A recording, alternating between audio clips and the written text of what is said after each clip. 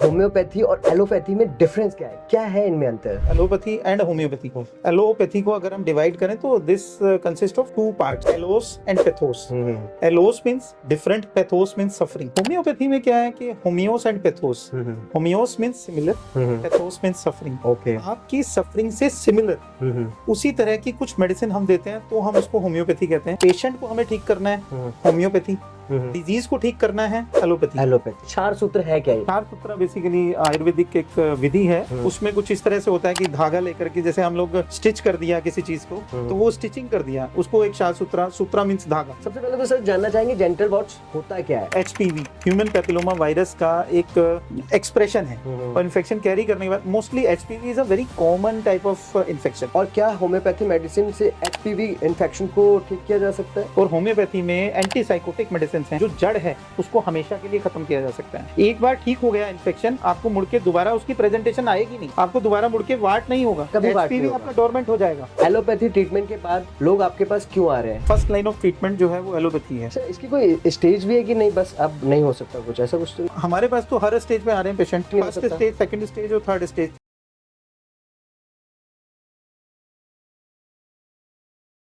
Hello everyone, how's you all? Welcome back to my show the Yuvraj talk show. मैं आपका युवराज लेकर आ गया हूं आपके लिए अपने नए मेहमान को। आज जो हमारे मेहमान हैं ये चंडीगढ़ ही नहीं पूरे इंडिया के one of the most renowned and classical homeopathy doctor हैं। इनका नाम इंडिया ही नहीं बल्कि 73 प्लस कंट्रीज में लोगों में हीलिंग एंड होप का सिंबल है। चलिए स्वागत करते हैं हमारे आज के मेहमान डॉक्टर विकास सिंघल का। Hello sir, welcome to my show the Yuvraj talk show. How are you doing today? I am very fine, thank you. Sir सबसे पहले मेरे दर्शक, मेरी ऑडियंस जानना चाहेगी आपके बारे में, प्लीज जरा एक बार बताइए मुझे। कि मेरा नाम डॉक्टर विकास सिंघल है और मैं अपनी एक क्लिनिक जो है चंडीगढ़ से मैंने काम स्टार्ट किया था और आज हम लोग वर्ल्ड वाइड अपनी सर्विसेज दे पा रहे हैं और 23 प्लस ईयर्स का मेरे को एक्सपीरियंस हो गया है होम्योपैथी में। और जैसा सब लोग बात करते हैं ना स्पेशलिटी, जी जी। कि आपका क्या स्पेशलिटी है, हमारा स्पेशलिटी ह्यूमन स्पेशलिटी, यानी इंसान से रिलेटेड जितनी भी तरह की बीमारियां कुछ भी हो सकती हैं। तो जो पुरानी बीमारियां हो जाती हैं, जैसा उसमें बोलते हैं कि होम्योपैथी पुरानी बीमारियों में ज्यादा काम आती है, तो हम लोग क्रोनिक एंड रेयर डिजीज के स्पेशलिस्ट हैं। जो बीमारियां जितनी पुरानी हो जाती हैं उसी को हम लोग क्रोनिक डिजीज में रखते हैं। ओके। प्लस कुछ ऐसी रेयर डिजीज हैं जिसमें केवल हमारा क्लिनिक, या हम बात करें तो चंडीगढ़ से बात करें या पूरे इंडिया से भी बात करें, तो हम लोग उस बीमारियों के जो ट्रीटमेंट है उसमें पायनियर हैं। ओके। यानी हमारे अलावा उसको आप गूगल में भी सर्च करेंगे तो कोई डॉक्टर भी आपको दूर दूर तक नहीं दिखेगा। Okay right. So this is all about me in short. Okay sir, सबसे पहले तो मेरा सवाल यही होगा, होम्योपैथी होम्योपैथी जिसको कि हम सालों से जी सुनते आ रहे हैं, जानते आ रहे हैं। शायद मैं अगर अपनी पर्सनली बात करूं तो मैंने होम्योपैथी ट्रीटमेंट नहीं लिया शायद, जी और उतनी शायद मेरे को जानकारी भी नहीं है। जी। तो सबसे पहले यही जानना चाहूंगा, होम्योपैथी और एलोपैथी में डिफरेंस क्या है इनमें अंतर? बेसिक डिफरेंस किस चीज का आता है, सबसे पहले ये समझने की जरूरत है कि हमारी बॉडी जो है वो भगवान ने जिस तरीके से बनाई थी, हमें बनाया गया था एक नेचुरल तरीके से जीने के लिए। लेकिन जहां हम वर्ड्स का डिफरेंस करते हैं, जैसे एलोपैथी एंड होम्योपैथी, एलोपैथी को अगर हम डिवाइड करें तो this consist of two parts, allos and pathos. Allos means different, pathos means suffering. आपकी बीमारी से टोटली डिफरेंट तरीके की कोई केमिकल बेस्ड मेडिसिन आपको दी जाती है। जैसे फॉर एग्जांपल आपको टॉन्सिलाइटिस हो गया, केवल गला पक गया, आपका थोड़ा गला खराब है, बोलने में दिक्कत आ रही है, तो डॉक्टर ने आपको एंटीबायोटिक देना है, लेकिन वो आपका कहीं भी उसका डिजीज के साथ कोई रिलेशन नहीं है। वो एक डिफरेंट प्रोडक्ट है जो कि सफरिंग से उसका कोई रिलेशन नहीं है। अब बात करते हैं जैसे होम्योपैथी में। होम्योपैथी में क्या है कि homoios and pathos, homoios means similar, pathos means suffering. Okay. आपकी सफरिंग से सिमिलर उसी तरह की कुछ मेडिसिन हम देते हैं तो हम उसको होम्योपैथी कहते हैं। ये मैंने केवल एक आपको जनरल ओवरव्यू दिया है, लेकिन अगर इसको और सही तरीके से समझें तो अगर पेशेंट को हमें ठीक करना है होम्योपैथी, डिजीज को ठीक करना है एलोपैथी। अभी तक आपने जो भी ट्रीटमेंट लिया एलोपैथी में, that is only for the disease condition, okay, not for Yuvraj. Okay.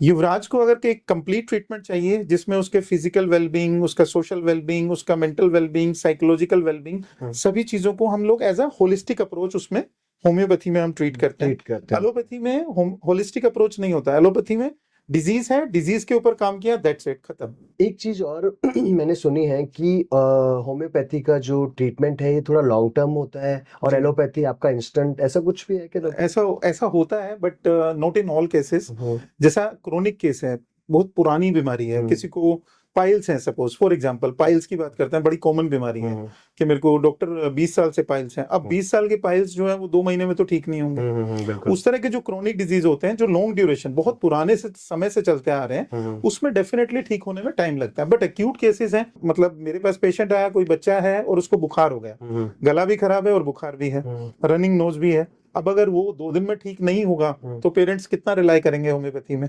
तो उसके लिए हमारे पास फास्ट मेडिसिन भी हैं, ओके बट डिपेंड करता है कंडीशन पे, प्लस डिपेंड करता है जो डॉक्टर आपको ट्रीटमेंट दे रहे हैं। Okay. And one more thing doctor, ये जो होम्योपैथी का ट्रीटमेंट है, मैंने ये भी सुना है टाइम शायद थोड़ा लेता है लेकिन एकदम पक्का इलाज होता है इसमें। बिल्कुल पक्का होता है। उसका रीजन यही है कि जब हम, जैसा मैंने शुरू में बात की कि होलिस्टिक अप्रोच से जब हम बात करते हैं, तो आपका जो फिजिकल सिम्टम्स हैं वो भी जाते हैं, प्लस आप मेंटली भी बेटर महसूस करते हैं, साइकोलॉजिकली पेशेंट बेटर फील करता है। जी। ओवरऑल जब बेटरमेंट की फीलिंग आएगी तो वो ओवरऑल आती है। जी। मतलब हम ऐसा नहीं कह सकते कि नहीं, हमने केवल टॉन्सिलाइटिस का ट्रीटमेंट लिया लेकिन बाद में एंटीबायोटिक्स खाने के बाद मेरा पेट दर्द रहता है।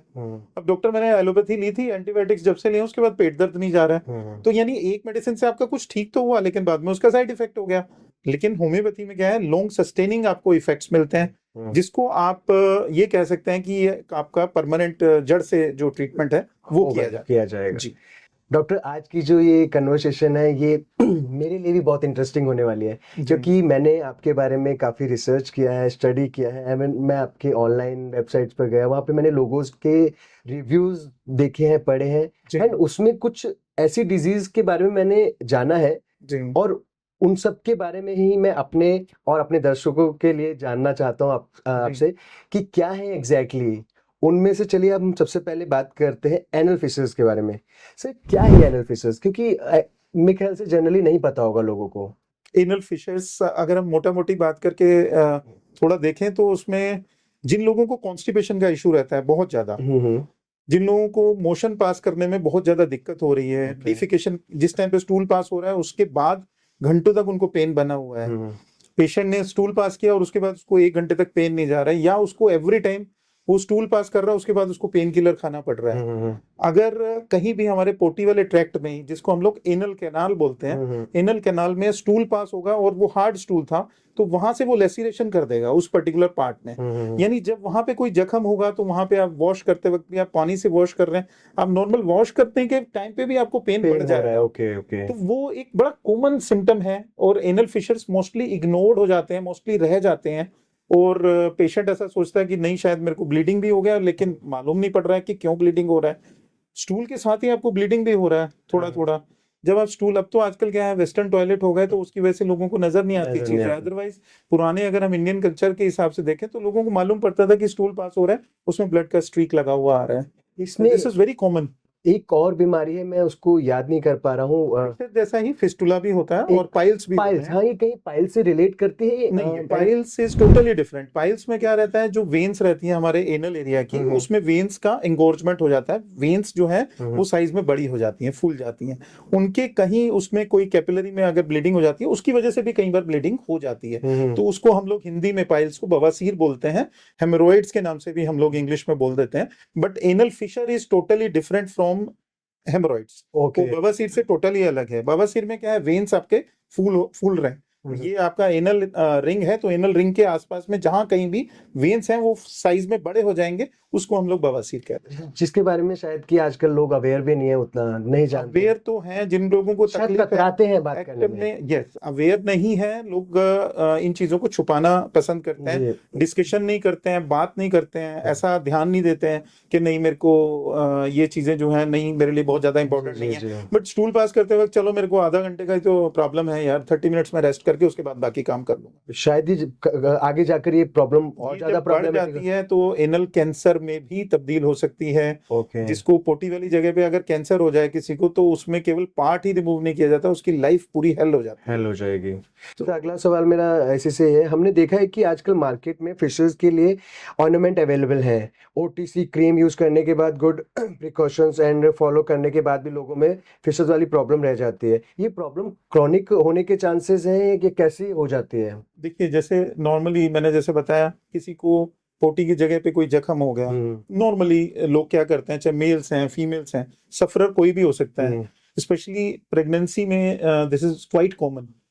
स्टूल पास करने में डिफिकल्टी हो रही है, आपने मार्केट से आप केमिस्ट के पास जाते हैं, सबसे पहला जो नॉर्मल जो ट्रेंड है सोसाइटी में वो यही है कि जब भी कोई प्रॉब्लम होगी तो सबसे पहले हम जाएंगे केमिस्ट के पास। बिल्कुल भैया मेरे को ऐसे ऐसे कुछ हो रहा है, एक काम करो, कोई क्रीम वगैरह कुछ भी है तो आप बता दो, तो वो क्रीम आपको ऑइंटमेंट दे देगा। ऑइंटमेंट लगाने से आपको वो स्ट्रीक थोड़े टाइम के लिए ठीक हो जाएगा, बट जैसे ही नेक्स्ट डे फिर से स्टूल आप पास करेंगे, क्योंकि वो स्टूल हार्ड आ रहा है, हमने स्टूल के लिए ट्रीटमेंट के लिए कुछ नहीं लिया, राइट। वो अगर आप थोड़ा बताएंगे तो वो लेक्सेटिव भी आपको बता देंगे कि आप लेक्सेटिव ले लो, बट उसके भी हैबिट फॉर्मेशन हो जाती है। जैसे जैसे आपका प्रॉब्लम बढ़ेगा तो बाद में ये क्रोनिक हो जाता है। जो आप पूछना चाह रहे हैं वो क्रोनिक, ये जो कंडीशन है जिसको हम लोग एनल फिशर बोलते हैं, मोस्टली क्रोनिक केस में हमारे पास पहुंचते हैं।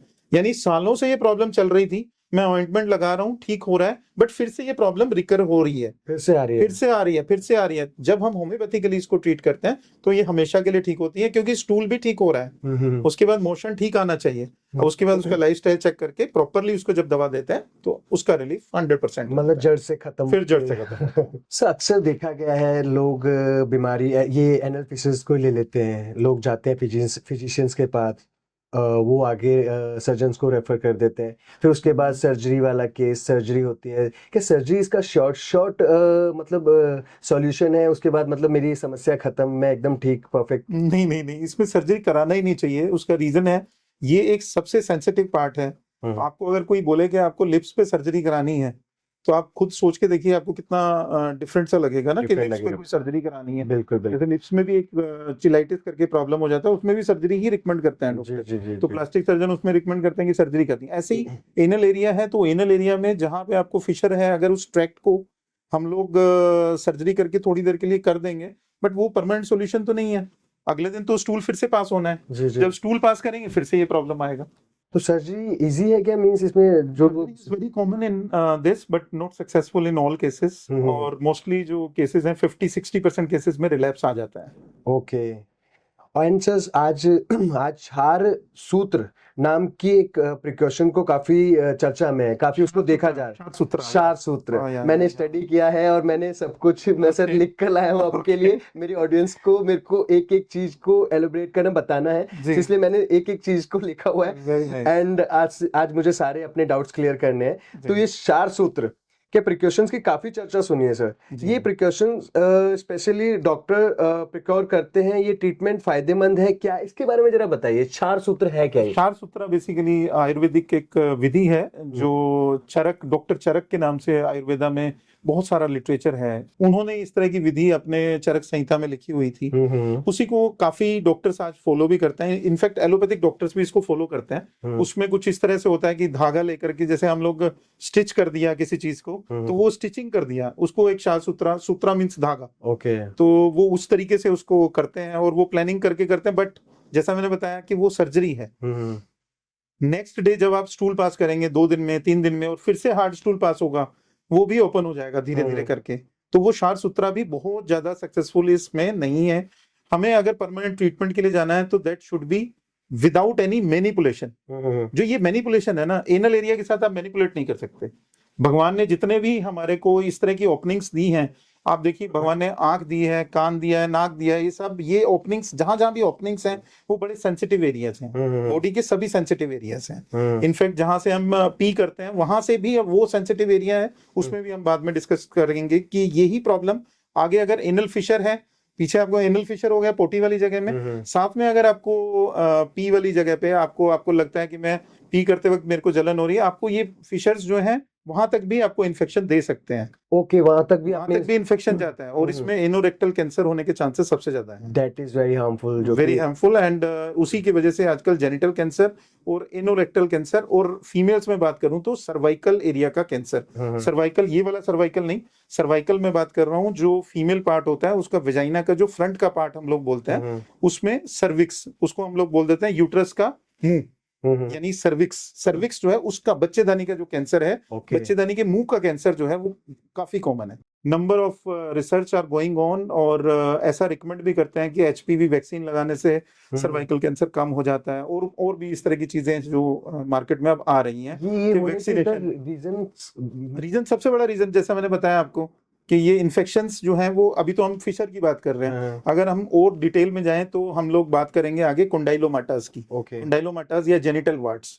जेनिटल वार्ट्स अपने आप में एक बहुत बड़ा रीजन है आगे जेनिटल कैंसर्स का, जिसमें स्पेशली फीमेल्स की बात करें तो सर्वाइकल कैंसर्स। यहाँ जेनिटल वार्ड्स पे भी हम आएंगे, उससे पहले मैं ये जानना चाहूंगा, ये जो आपका क्षार सूत्र, इसके मींस इसको लेने के बाद जो भी पेशेंट्स आते हैं, इसके प्रिकॉशंस के बाद, इसके करवाने के बाद जो आपके पास पेशेंट्स आते हैं, उनको आप कैसे हैंडल करते हैं? उनको भी हैंडल करने का हमारा तो होम्योपैथी में सिंपल फंडा है, जहां पेन है, तकलीफ है, डिस्कम्फर्ट है, पेन उसको पेशेंट को बिफोर स्टूल भी महसूस हो सकती है, केवल प्रेशर के साथ भी उसको पेन हो सकता है कि मेरे को पोटी का प्रेशर है, पेन हो रहा है, पोटी नहीं आ रही है बिकॉज कॉन्स्टिपेशन भी है, स्टूल इज वेरी हार्ड। तो वो जो सिम्टम्स हैं, sign and symptoms are the language of disease, जो साइन एंड सिम्टम्स हैं होम्योपैथी में हमारे लिए वही सबसे ज्यादा इंपॉर्टेंट है, हम वो प्रॉपर एक टोटलिटी ऑफ सिम्टम्स लेकर के उसको ट्रीट करते हैं। ओके सर, सबसे पहले एक मेरे माइंड में अभी भी क्वेश्चन आया है जी, ये जो आप क्या नाम बोला, एनल फिशेस, ये आपकी होम्योपैथी जो मेडिसिन हैं, जो दवाइयां हैं, इनको खाकर इसको जड़ से बिल्कुल खत्म किया जा सकता है? No surgery, no operation, no कोई? अभी रिसेंटली एक केस था, अभी हम लोग तो चंडीगढ़ में बैठे हैं अभी, अब जैसे बात कर रहे हैं, एक केस मेरे पास ग्रेटर कैलाश न्यू दिल्ली से था, अभी हार्डली 1 महीना भी नहीं हुआ है, और वो ऐसा बोल रहे थे मेरे को कि डॉक्टर मैंने मैक्स हॉस्पिटल में दिखा रखा है, और सडनली मेरा बहुत ज्यादा एलोपैथी में ही विश्वास है, मैंने कभी होम्योपैथी लिया नहीं है, but I am in a deep pain, और पिछले 3 महीने से मैं एक दिन में 3 पेन किलर खाता हूँ, Ultracet is most advance painkiller, और 3 महीने यानी 90 डेज से बंदा पेन किलर खा रहा है। राइट। वो बंदा ये बोल रहा है कि डॉक्टर मैं बैठ भी नहीं सकता हूँ, लेट नहीं सकता हूँ, मेरे को पोटी वाली जगह पे इतना दर्द है ना, स्टूल तो करने का छोड़ो, मेरे को स्टूल जाने के नाम से डर लगता है कि मैं वॉशरूम जाऊंगा तो मेरा उसके बाद आने के बाद मेरा क्या हाल होगा।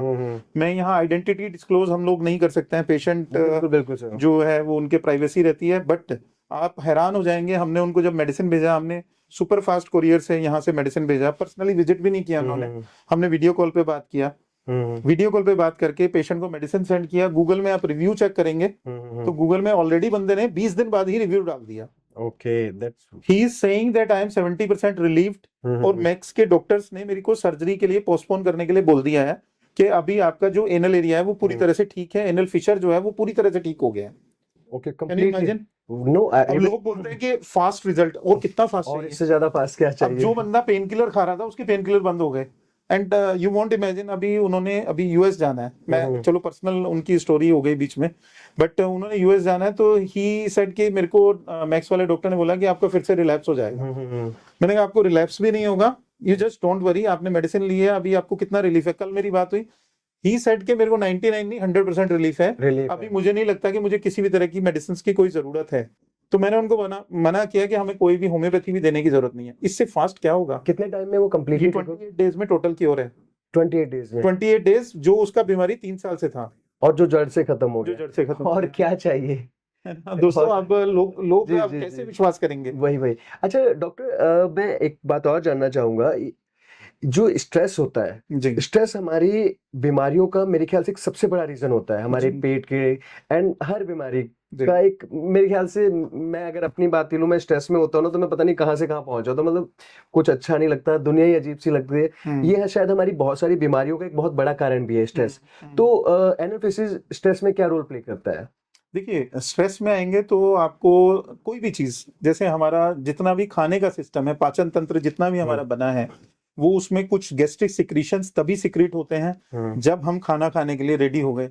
लेकिन अगर आपने लाइफस्टाइल आपका अच्छा नहीं है, रात को आप 12 बजे खाना खा रहे हैं, जो एक हैबिट्स होती हैं, एक प्रॉपर एक लाइफस्टाइल होता है, वो आपने छोड़ दिया और लाइफस्टाइल को छोड़ करके आप चल रहे हैं अपने हिसाब से। जब आपका मन किया आप उठ रहे हैं, आपका उठने का कोई टाइम नहीं है, सोने का कोई टाइम नहीं है, आपका ब्रेकफास्ट का, लंच का, डिनर का, जो मन में है, जो मार्केट में मिला, आज मैं लंच बाहर ही कर लूंगा, आज मैं ब्रेकफास्ट बाहर कर लूंगा, बिल्कुल कोई बिल्कुल। चीजें खाने का टाइम नहीं है, प्रॉपर आपने फ्रूट्स नहीं लिया, फाइबर्स नहीं लिए, तो एनल फिशर जैसी छोड़िए, आपको और भी कई तरह की जो प्रॉब्लम्स हैं वो लगेंगे लगेंगे। तो स्ट्रेस को तो बहुत बड़ा रोल हमारे पूरी बॉडी में जितने भी हमारे ऑर्गन्स हैं सभी चीजों पर फर्क पड़ता है। हमारी हार्ट बीट भी तेज हो जाती है। बिल्कुल होती है। एंड डॉक्टर, वेस्टर्न डाइट और लाइफस्टाइल का हेल्थ प्रॉब्लम में क्या रोल होता है? जैसा मैंने बताया अभी आपको कि वेस्टर्न डाइट, जैसे अब हम बात करते हैं ना, जैसे पुराने टाइम में हम खाना खाते थे, दाल फुल्का चपाती सब्जी राइस चिकन, जो भी जिसको वेरी नॉनवेज हेल्दी है, घर का खाना चलता जी था। जी जी। अभी क्या खाना है, आपने किसी से भी बात करो, मैं चलो पिज्जा हट चलते हैं, चलो सबवे से बर्गर लेके आते हैं, सबवे का बर्गर थोड़ा बेटर लगता है, उसमें थोड़ी सी वेजीज ज्यादा होती हैं। तो हमें क्या लगता है कि बर्गर पिज्जा और जो भी मार्केट में जो ये ट्रेंड में फूड है, चाहे वो केक्स हैं, पेस्ट्रीज हैं, या पता नहीं, आप तो नाम ही नहीं ले सकते, आप कितनी तरह का सो मैनी फूड जो है वो इतनी लो क्वालिटी, आपका इंग्रेडिएंट्स जो है उसमें किस तरह के डल रहे हैं nobody knows. Nobody knows. But एक फ्लेवर है, वो पिज्जा हट का फ्लेवर, वो पिज्जा में हमें लगता है कि वो ऐसा ही हमें वो ही खाना है। अब यहाँ जा रहे हैं आप, आज चंडीगढ़ में तो भी आपको वो अच्छा लग रहा है, आप मुंबई गए तब भी आपने वही खाया। तो फिर मुंबई का अगर आपने जाना है और आपने बड़ा पाव नहीं खाया वहां पे जाके, या मुंबई का कोई ट्रेडिशनल फूड नहीं खाया, फिर बेनिफिट भी क्या है? बेनिफिट भी क्या है? तो यहाँ से कहीं ना कहीं चीजों को जोड़ना बहुत जरूरी है कि जितना जैसा क्वालिटी का हम खाना खा रहे हैं रिजल्ट्स वैसे ही आ रहे हैं, उसी तरह के हमें गैस्ट्रिक इश्यूज आ रहे हैं। आईबीएस आपने बड़ा कॉमन प्रॉब्लम सुना होगा, जी जी जी। इरिटेबल बाउल सिंड्रोम, ये बहुत कॉमन है और उसी की वजह से एनल फिशर्स जो है बाद में उसके डेवलप हो जाते हैं। ओके। और अगर प्रॉब्लम क्रोनिक हो जाती है तो कई बार कोलाइटिस यानी आपकी इन्फ्लेमेशन ऑफ इंटेस्टाइन, आपकी अंतड़ियों के अंदर भी अगर मल ज्यादा जमा हो जाएगा, रेक्टम के अंदर मल ज्यादा जमा हो जाएगा, तो ये आपको वेस्टर्न कोमोड्स जो है, जैसे हम आजकल यूज करते हैं, वेस्टर्न कोमोड्स ज्यादा यूज होने लगे हैं, इंडियन कोमोड्स लोगों ने छोड़ दिए हैं। तो वेस्टर्न कोमोड्स में बैठने के वजह से उसमें प्रेशर आपको क्रिएट ही नहीं होता, तो जब आप पू कर रहे हैं तो वो आपका पूप जो है वो पूरी तरह से हुआ ही नहीं। ओके। तो वो अनसेटिस्फैक्टरी स्टूल मोस्टली फीलिंग रहती है, मैं गया तो था लेकिन मेरे को डॉक्टर पूरा नहीं हुआ, मुझे ऐसा लगता है पता नहीं कुछ समथिंग इज लेफ्ट। वो समथिंग इज लेफ्ट बिहाइंड जो वो रहता है ना, वो भी पूरा दिन आपको इरिटेशन क्रिएट करता है, उसकी वजह से भी बहुत तरह की बीमारियां होती हैं। Right right. सर मेरा अगला सवाल, कन्वेंशनल सिस्टम में कुछ डाइटरी फाइबर सप्लीमेंट दे दिए जाते हैं, इजी स्टूल पासिंग के लिए कुछ अपना सॉफ्टनर्स भी दिए जाते हैं, तो क्या ये डिपेंडेंसी रह जाती है इसके ऊपर सारी कि भाई ऐसे ही रहना है? बिल्कुल रहती है। जैसा मैंने शुरू में बात किया कि लाइफस्टाइल जैसा बनाएंगे वैसा बनेगा। अगर आप उस पर डिपेंड होगे तो आप रह जाओगे। आपको लग रहा है, एक पेशेंट आया वो कहता है जी मैं जब तक कायम चूरन, मेरे को कंपनी का नाम यूज करने में थोड़ा सा इशू है, बट फिर भी मैं यूज कर लेता हूँ, कायम चूरन है, चाहे कोई टैबलेट है कि मेरे को ये नेचुरल सॉफ्टनर लेना पड़ता है, या इसके बिना तो मुझे पोटी आती ही नहीं है। जी जी जी। या धीरे धीरे उसकी क्वांटिटी बढ़ती जा रही है, पहले मैं आधा चम्मच लेता था, अब 2 चम्मच लेना पड़ रहा है, इवन देन मेरा स्टूल पास नहीं हो रहा है। मतलब आदत हो गई मेरी बॉडी को, बॉडी जो है वो हैबिट फॉर्मिंग, जो भी कोई चीज ऐसी होगी जो हम 21 दिन से ज्यादा कोई भी काम करते हैं ना, उसकी आदत होती है। युवराज, स्मोक करना है, पेशेंट बोलता है मेरे को स्मोक की परमिशन है, डॉक्टर फिशर हो गए मेरे को, तो मुझे स्मोक करना चाहिए। मैंने कहा देख भाई, अगर रेगुलर कर रहा है बंद करना पड़ेगा, कभी कभी करता है चलेगा। नहीं डॉक्टर मैं वो यूज करता हूँ आजकल, वो इलेक्ट्रिक सिगरेट्स, ई सिगरेट्स वगैरह, कहते हैं ये यूज कर सकता हूँ। तो अब ये भी एक क्वेश्चन आएगा। नहीं एक और क्वेश्चन, मेरे ख्याल से काफी सारे लोगों का सिगरेट के बाद स्टूल पास होता है। तो ये भी एक इशू है ना। तो यानी वो अगेन फिर वो हैबिट फॉर्मिंग और लाइफस्टाइल डिजीजेस, और एक प्रॉब्लम नहीं है सिगरेट्स के साथ, तो चलो एक अलग से हम पॉडकास्ट पूरा बनाना पड़ेगा अगर सिगरेट पे बनाएंगे, बिकॉज स्मोक अपने आप में एक बहुत बड़ा इशू है और हमारे लंग्स को तो वीक करता है, ये हमारे पूरे बॉडी के जितने भी हमारे डिफेंस मैकेनिज्म है उसको पुअर कर देता है। पर सर कुछ लोगों को, मेरे ख्याल से मैक्सिमम लोग सुबह मॉर्निंग में सिगरेट, विदाउट सिगरेट स्टूल नहीं पास कर पाते हैं, उनको सिगरेट चाहिए। तो उसके लिए बीमारी होना ही होना है, फिर डॉक्टर की जरूरत पड़ेगी ना। तो डॉक्टर के पास क्यों जा रहे हैं? इसीलिए जा रहे हैं, बॉडी की आदत हो गई सिगरेट की और स्टूल पास कर, जी विदाउट सिगरेट वो हो ही नहीं पाएगा, फ्रेश नहीं हो पाएगा। तो हमें लगता है ना एक्चुअल में लॉन्ग टर्म में यहीं से बीमारी आ रही है। ओके, हमने लाइफस्टाइल अगर बेटर नहीं किया तो बात नहीं होगी।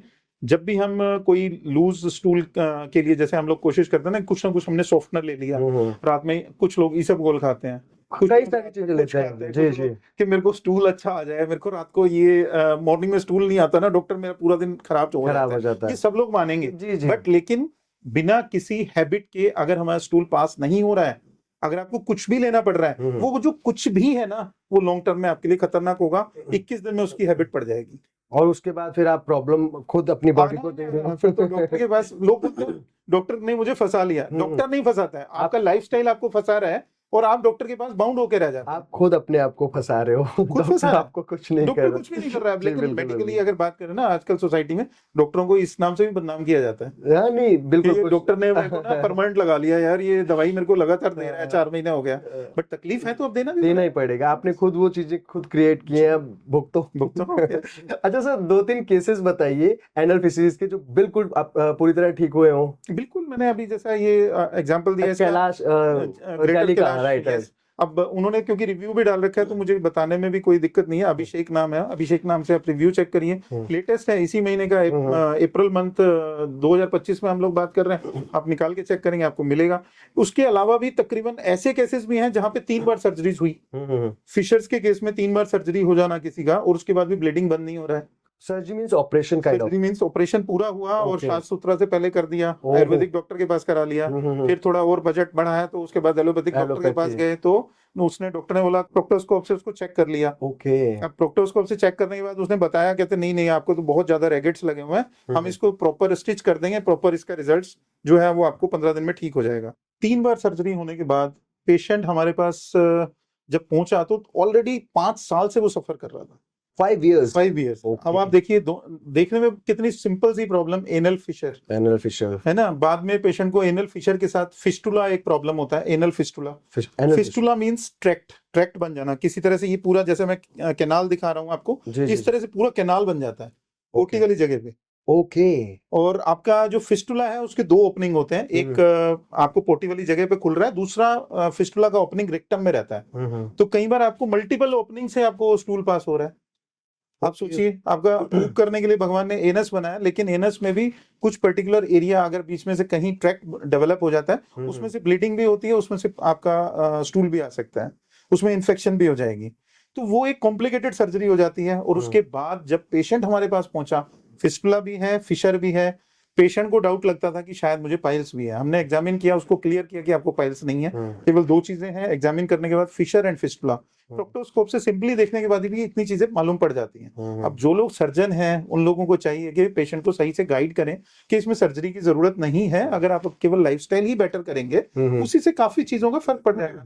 थोड़ा सा हमने उसको मेडिसिन दिया, जैसे जैसे उसका मेडिसिन देना शुरू किया होम्योपैथी में, यू वोंट बिलीव कि 3 महीने के बाद पेशेंट ने ऐसा बोलना शुरू किया कि मेरे को 30-40% रिलीफ हो गया है। और जब हमने उसका फिस्टुला एग्जामिन किया तो फिस्टुला पूरी तरह हील हो गया, हील हो चुका है। अब बात आती है फिशर की। जैसे ही 3-4-6 महीने ऐसा निकलते निकलते 6 महीने पेशेंट ने मेडिसिन कंटिन्यू किया और पेशेंट 6 मंथ्स में टोटली नॉर्मल हो गया, जो कि इतने सालों से सफर कर रहा था। अब ये पहला केस मैंने आपको ग्रेटर कैलाश दिल्ली वाला बताया, दूसरा केस ये है, और एक तो बिल्कुल ही टोटली यूनिक केस है, लखनऊ से वो केस था, और टोटली हैंडीकैप्ड पर्सन, उनका मतलब दोनों लेग्स नहीं है। आप समझिए, जिसका दोनों लेग्स नहीं है वो कैसे बैठते होंगे, और स्टूल पास करने में उनको कितना दिक्कत रहा होगा। और उनको एनल फिशर था और मेजर उनका इशू था, और डॉक्टर ने 3 बार उनका लखनऊ में 2-3 बार उनकी भी सर्जरी हुई थी।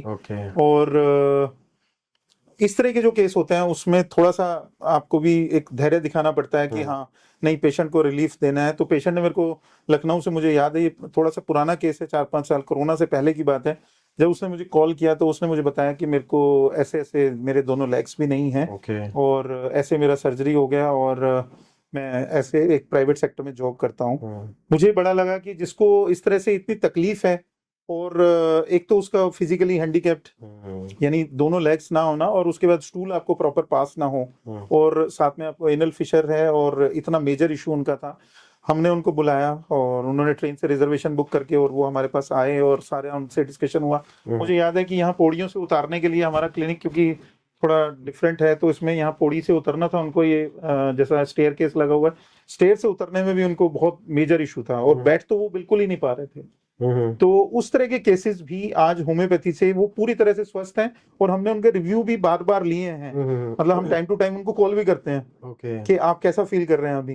तो ही सेड कि जब से मैंने मेडिसिन लिया था तब से लेकर के आज तक पहली बार मेरे को 8-10 महीने का हमने उनको लगातार ट्रीटमेंट दिया, लंबा ट्रीटमेंट चला क्योंकि उनका प्रॉब्लम बहुत ज्यादा था, पूरा एनल रिंग जो था वो सड़ा हुआ था, ओके, सड़ा हुआ गया था, था, इन्फेक्शन था उसमें, पूरी तरह से पस भरा हुआ था, मतलब फिर तो स्टूल पास करना उनके इम्पॉसिबल लिए इम्पॉसिबल ही था। हाँ। उनको इस तरह का कंडीशन था कि हम लोग ये सोच रहे थे कि ये बंदा पिछले 8 साल से कैसे मैनेज कर, सर्वाइव कैसे कर रहे हैं अभी। तो बट कहते हैं ना कि भी जहाँ चाह वहां रहा, उनकी बहुत स्ट्रॉन्ग विल पावर थी, जिस वजह से लखनऊ से चंडीगढ़ आके और ट्रीटमेंट लेना, इट वाज क्वाइट टफ। एक नॉर्मल बंदे के लिए भी है, तो एक हैंडीकैप बंदे को जिसको फिजिकली चैलेंज्ड है उसके लिए तो और भी ज्यादा टफ है, बहुत मुश्किल है। तो इवन देन हमें अच्छी तरह से, मतलब हमने उनको पूरी तरह से आज वो पूरी नॉर्मल लाइफ अपनी लीड कर रहे हैं, किसी तरह का उनको कोई भी आज रेक्टम इशू नहीं, कंप्लीटली ठीक हो चुके हैं, कंप्लीटली ठीक हो चुके वाह वेरी नाइस सर ये तो अच्छा सर, मेरा आखिरी सवाल हैं जी।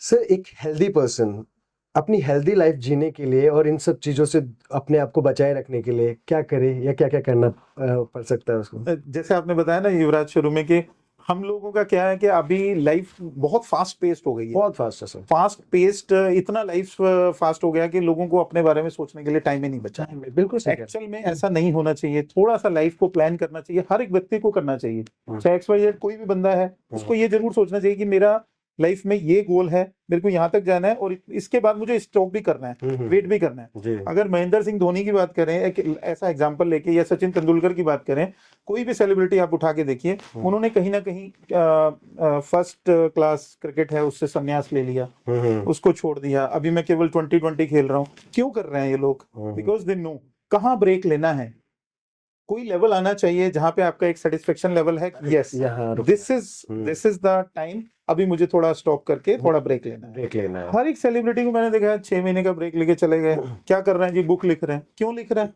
बिकॉज उनको मालूम है अपने आप को भी ब्रेक मिल गया, छुट्टियां भी हो गई यहाँ से, क्योंकि बॉलीवुड में काम करो चाहे हॉलीवुड में, कहीं भी काम करो, आपको ब्रेक्स चाहिए। अगर ब्रेक नहीं मिलेगा और केवल आप भागते ही रहेंगे और पैसा ही कमा रहे हैं, तो अक्षय कुमार सही बोलता है कि पैसा कमा के खाली करोगे क्या? कहता है अगर गुड हेल्थ नहीं है, अच्छा हेल्थ नहीं है, फिटनेस के लिए लोग बोलते हैं कि वो फिटनेस फ्रीक है, रात को पार्टी में नहीं रुकता है, तो नहीं रुकता ना बाबा, इसीलिए नहीं रुकता क्योंकि उसको मालूम है ना कि अगर ठीक रहेगा तभी तो आगे का जो इतने बड़े बड़े प्रोजेक्ट्स ले रखे हैं उसको फुलफिल भी तो तभी करेगा, तभी कंप्लीट कर पाएगा। तो अभी क्या है, फास्ट पेस की वजह से आपको थोड़ा प्रॉब्लम, आपको बैलेंस करके रखना पड़ेगा अपनी लाइफ को, आपको प्रॉपर बैलेंस में लेके आना पड़ेगा, राइट? मीन्स आपको अपना ध्यान प्रॉपरली रखना पड़ेगा आपको अपने आप पर भी पूरा ध्यान देना पड़ेगा।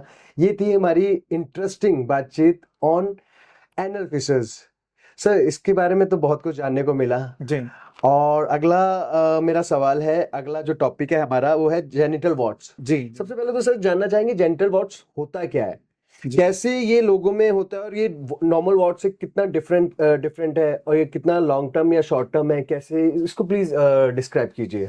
जेनिटल वार्ट, या इसको ना अगर और थोड़ा सा रिफाइंड वे में हम बात करें तो ये HPV ह्यूमन पेपिलोमा वायरस का एक एक्सप्रेशन है, यानी वायरस का एक्सप्रेशन है। वायरस ने पहले आपको इन्फेक्ट किया, पहले आपने वायरस को एक्वायर किया, किसी ना किसी से आपको ट्रांसफर हुआ, ट्रांसफर होने के बाद आपको जो उसके प्रेजेंटेशन है, आपको जो मैनिफेस्टेशन है वो दिखेगा आपको वार्ट की फॉर्म में। वार्ट मीन्स क्या है? एक एक्स्ट्रा कोई ग्रोथ है, जैसा उंगली जैसा भी कोई ग्रोथ हो सकता है, कोई एक्स्ट्रा ग्रोथ, नॉर्मल थोड़ा सा रेज्ड बम्पी एरिया आपको दिखाई दे सकता है अपने किसी जेनिटल पार्ट में, चाहे वो जेनिटल में मेल्स में है, पिनाइल एरिया में है, स्क्रोटम एरिया में है, कहीं वहां पर है, फीमेल्स में है तो वेजाइनल एरिया में है, वल्वा वाले एरिया में है, लेबिया मेजोरा, लेबिया माइनोरा, बहुत सारे पार्ट्स हैं, कहीं भी डेवलप हो सकता है। बट पहले इन्फेक्शन हुआ, उसके बाद आपको वार्ट निकला। Ward means extra growth, so it's आपको महसूस होगा it's 100% it's a virus, human papilloma virus. जब उससे इन्फेक्शन हो जाता है, ये सेक्सुअली ट्रांसमिटेड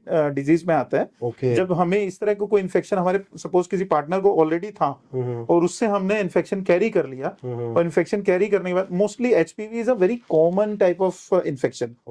ऐसा नहीं है कि HPV जो है वो सभी को हो जाएगा और उसकी प्रेजेंटेशन सभी में वार्ट्स की फॉर्म में आएगी। HPV के तकरीबन इस वायरस के 200 से ज्यादा स्ट्रेन्स हैं, 200 टाइप की वैरायटी है।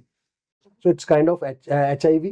No, नहीं, HIV is totally different. Okay. HPV human papilloma virus, okay HIV is human immunodeficiency virus. Okay तो वो टोटली डिफरेंट होता है, बट ये इस तरह का वायरस है जिसमें तकरीबन 200 तरह के स्ट्रेन हो सकते हैं। ओके और आप हैरान हो जाएंगे, जिन लोगों को HPV का स्ट्रेन हाई रिस्क रहता है उसमें अलग अलग नंबर्स उन्होंने दिए हैं। जैसे साइंटिस्ट हैं, उन्होंने आइडेंटिफिकेशन भी किया है कि अगर 6 to 11 नंबर है, 6 या 11 नंबर का आपको इन्फेक्शन है HPV में, स्ट्रेन्स हैं Okay. HPV 6, HPV 11, ये लो रिस्क में आते हैं। लेकिन अगर आपको HPV 16 और HPV 18 है तो ये हाई रिस्क में है। और फीमेल्स का, जैसा मैंने शुरू में बताया था कि सर्वाइकल कैंसर, सर्वाइकल ये वाला सर्वाइकल नहीं है, ये याद रखना है, ये वाला सर्वाइकल नहीं।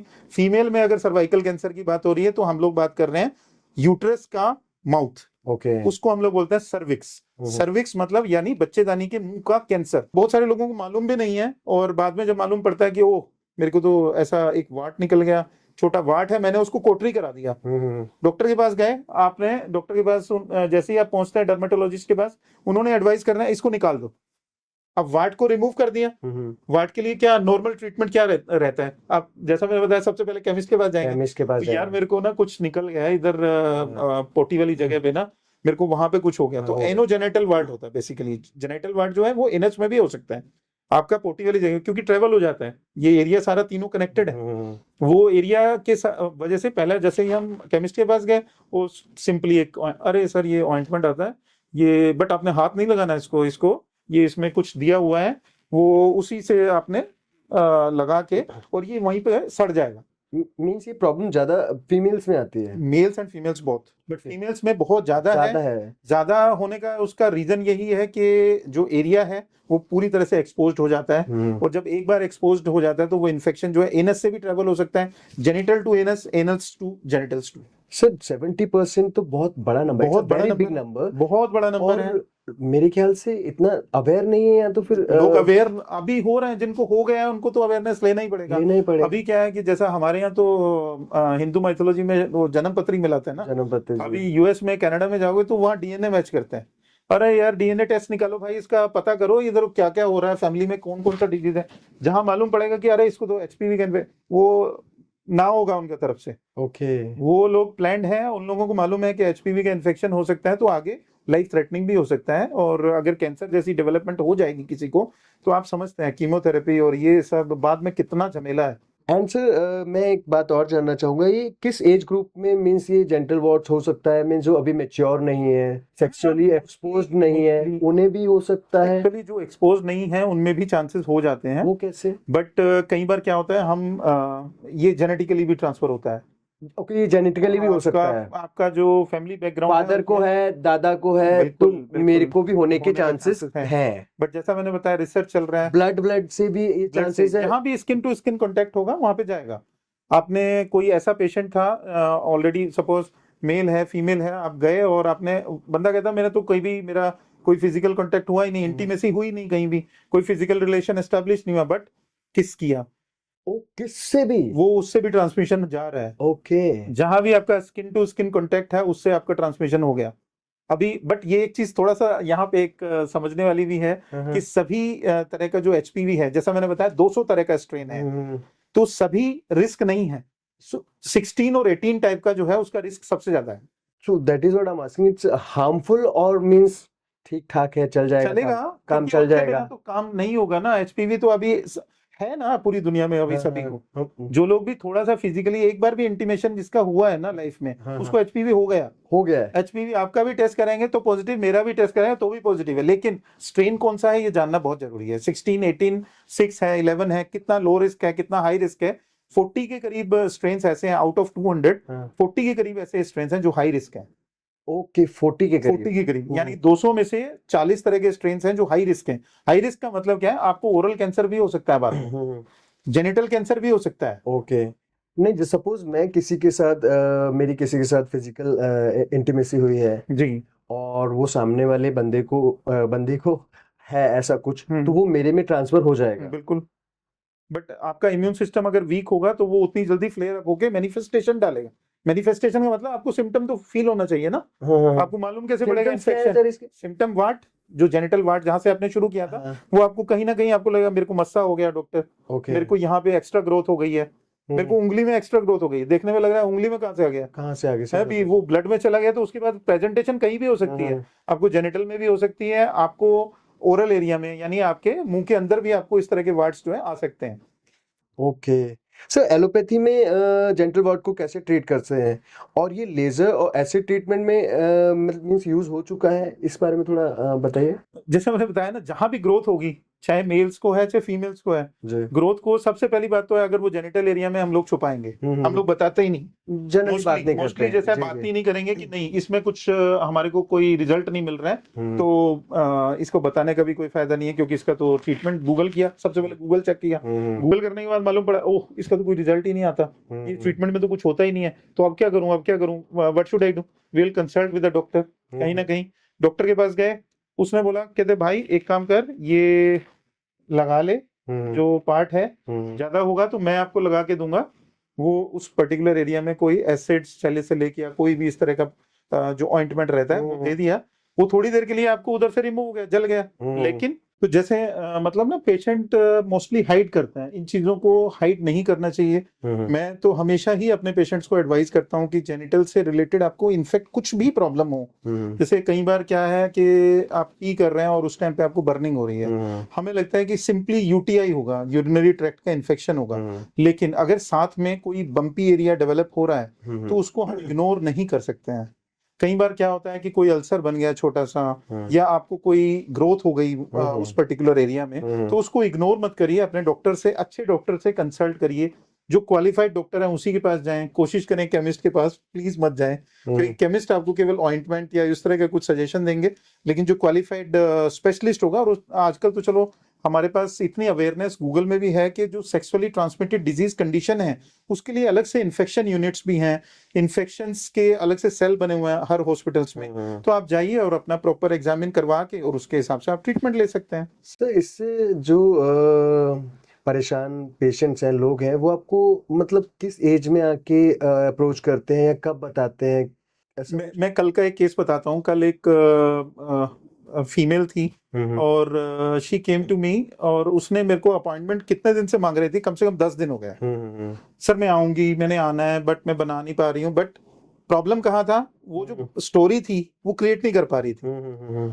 हमारे पास जो पेशेंट आते हैं तो मोस्टली स्टोरी क्रिएट करने की कोशिश करते हैं, नहीं मेरे को ये मालूम नहीं है कहाँ से आ गया, कहाँ से आ कैसे गया, हो गया, बिकॉज बट मैंने उनको समझाया, मैंने कहा आपको ये चीज छुपाने की जरूरत क्या है, हाँ बिल्कुल, आप ये बताने में इसमें परेशानी क्या है कि मेरा एक फिजिकल रिलेशन था। इस चीज को हमारे यहाँ अभी भी ना, आज भी एक, आई शुड नॉट से लाइक दिस, बट लोगों के अंदर ना कहीं एक मिथ है दिमाग में ना, कि हम अगर किसी से फिजिकल इंटीमेशन है हमारी और उसके बाद हमें कोई इन्फेक्शन हो गया है तो लोग क्या कहेंगे, कहते हैं वो सारी दुनिया एक तरफ, वो माइंड में वो चीज जो है ना वो घर कर जाती है। वो लड़की ने अलग से स्टोरी क्रिएट करने की कोशिश की, फिर मैंने उनको थोड़ा परसुएट किया, समझाया, थोड़ा सा गाइड किया कि कोई बात नहीं है, इन्फेक्शन है, ठीक हो जाएगा।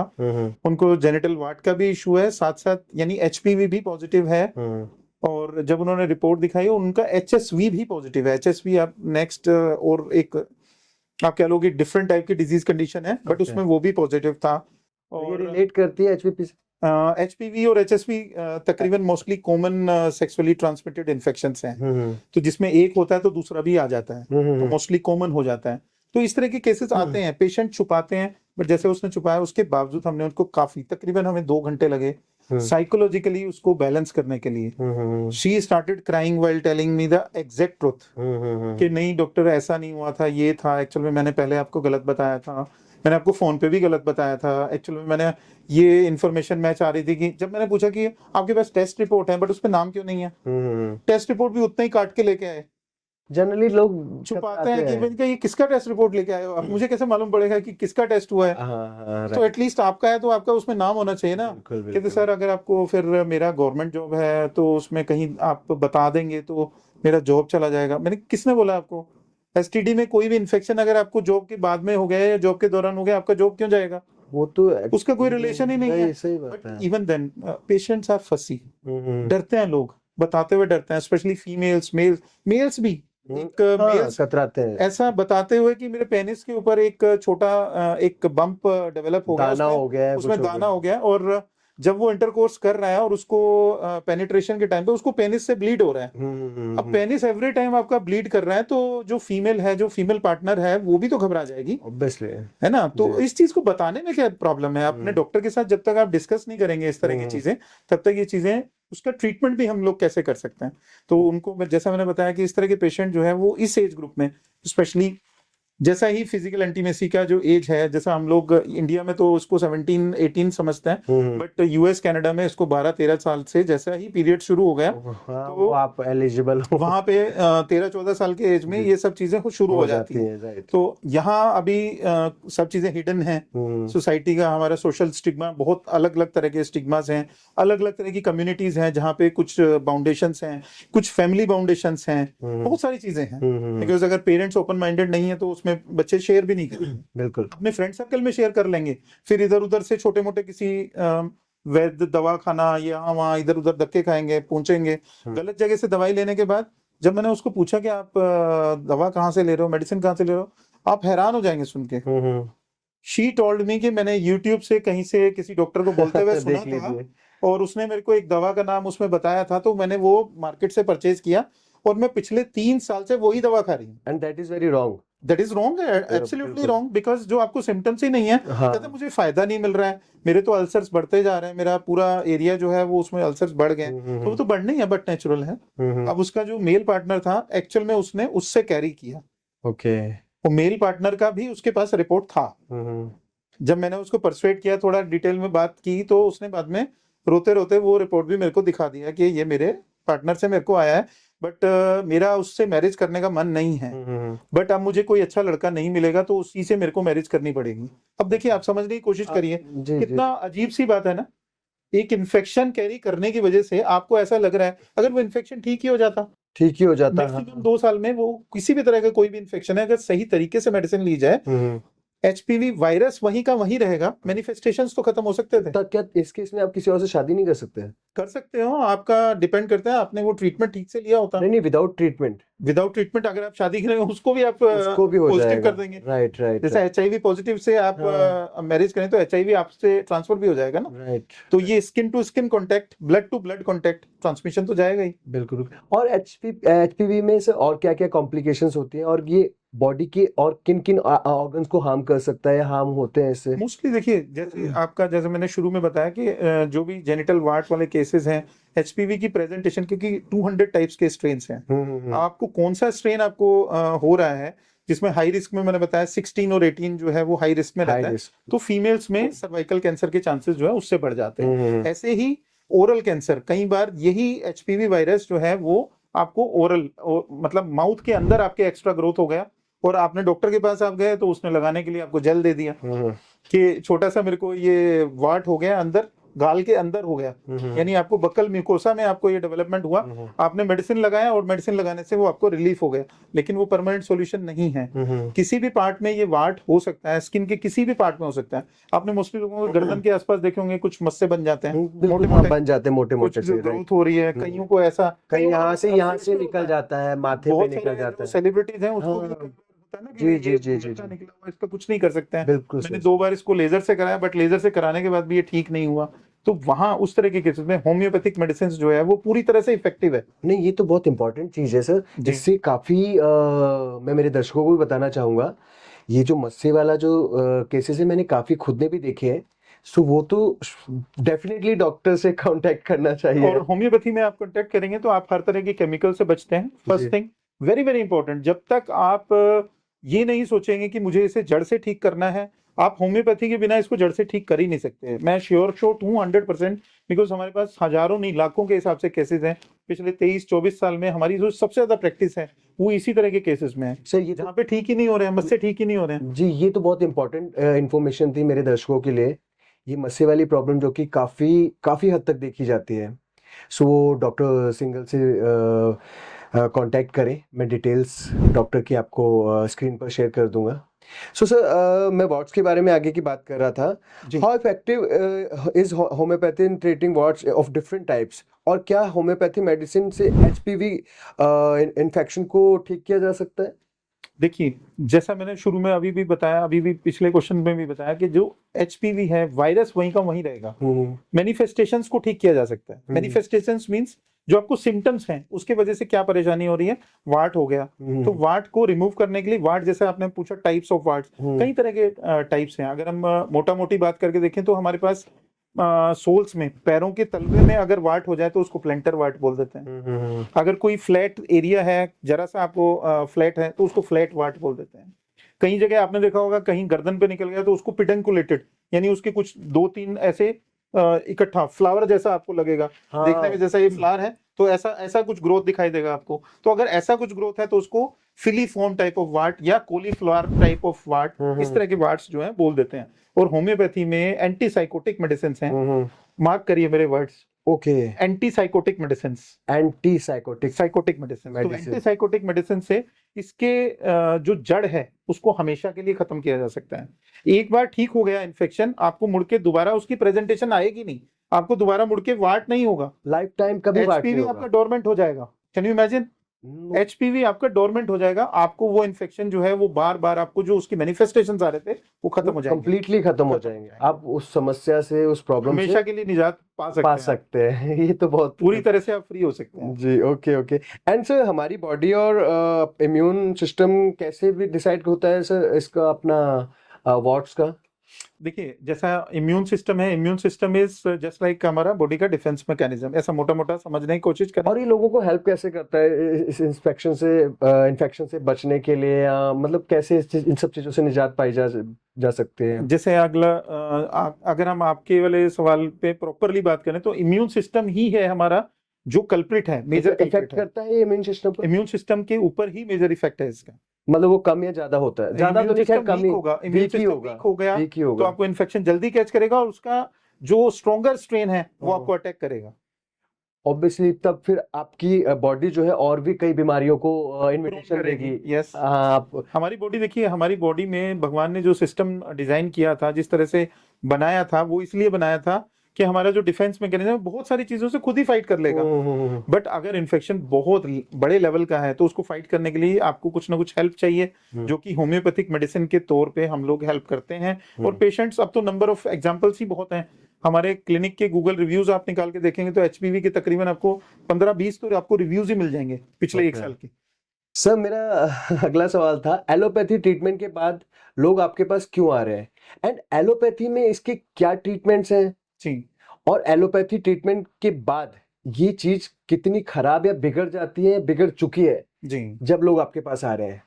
इसको ना थोड़ा सा अच्छे तरीके से समझना पड़ेगा, क्योंकि जैसा हमने शुरू में बात की थी कि फर्स्ट लाइन ऑफ ट्रीटमेंट जो है वो एलोपैथी है। कोई भी इन्फेक्शन होता है, कुछ भी होता है, तो सबसे पहले जब हम गूगल करते हैं तो बंदे को लगता है यार मैं किसी स्पेशलिस्ट को दिखा लूं। आजकल थोड़ा लोग समझते भी हैं, और गूगल तो फिर जिंदाबाद है। तो वो कहीं ना कहीं स्पेशलिस्ट के पास पहुंचेंगे तो वो क्या बोलेगा कि इसको जला देते हैं, इसका क्रायो सर्जरी कर देते हैं, ये आपका जो वार्ट वाला एरिया है इसको थोड़ा कोटरी कर देंगे, यानी सड़ा देंगे। चाहे कोई एसिड लगा के सड़ा देंगे, चाहे कोई सर्जरी करके सड़ा देंगे, या क्रायो सर्जरी एक एडवांस टेक्निक है जिसमें कुछ पर्टिकुलर गैस होती है, उससे ट्रीटमेंट किया जाता है। तो उससे मेन काम क्या है, उस वाट को रिमूव करना है। बट वाट को रिमूव करना तो ट्रीटमेंट नहीं है। बिल्कुल। क्या आप समझ रहे हैं? इस चीज को थोड़ा सा बारीकी से समझना पड़ेगा। क्यों केस खराब हो रहे हैं? केस का खराब होने का रीजन ही यही है क्योंकि हमारे जो ट्रीटमेंट के पैरामीटर्स हैं वही गलत हैं।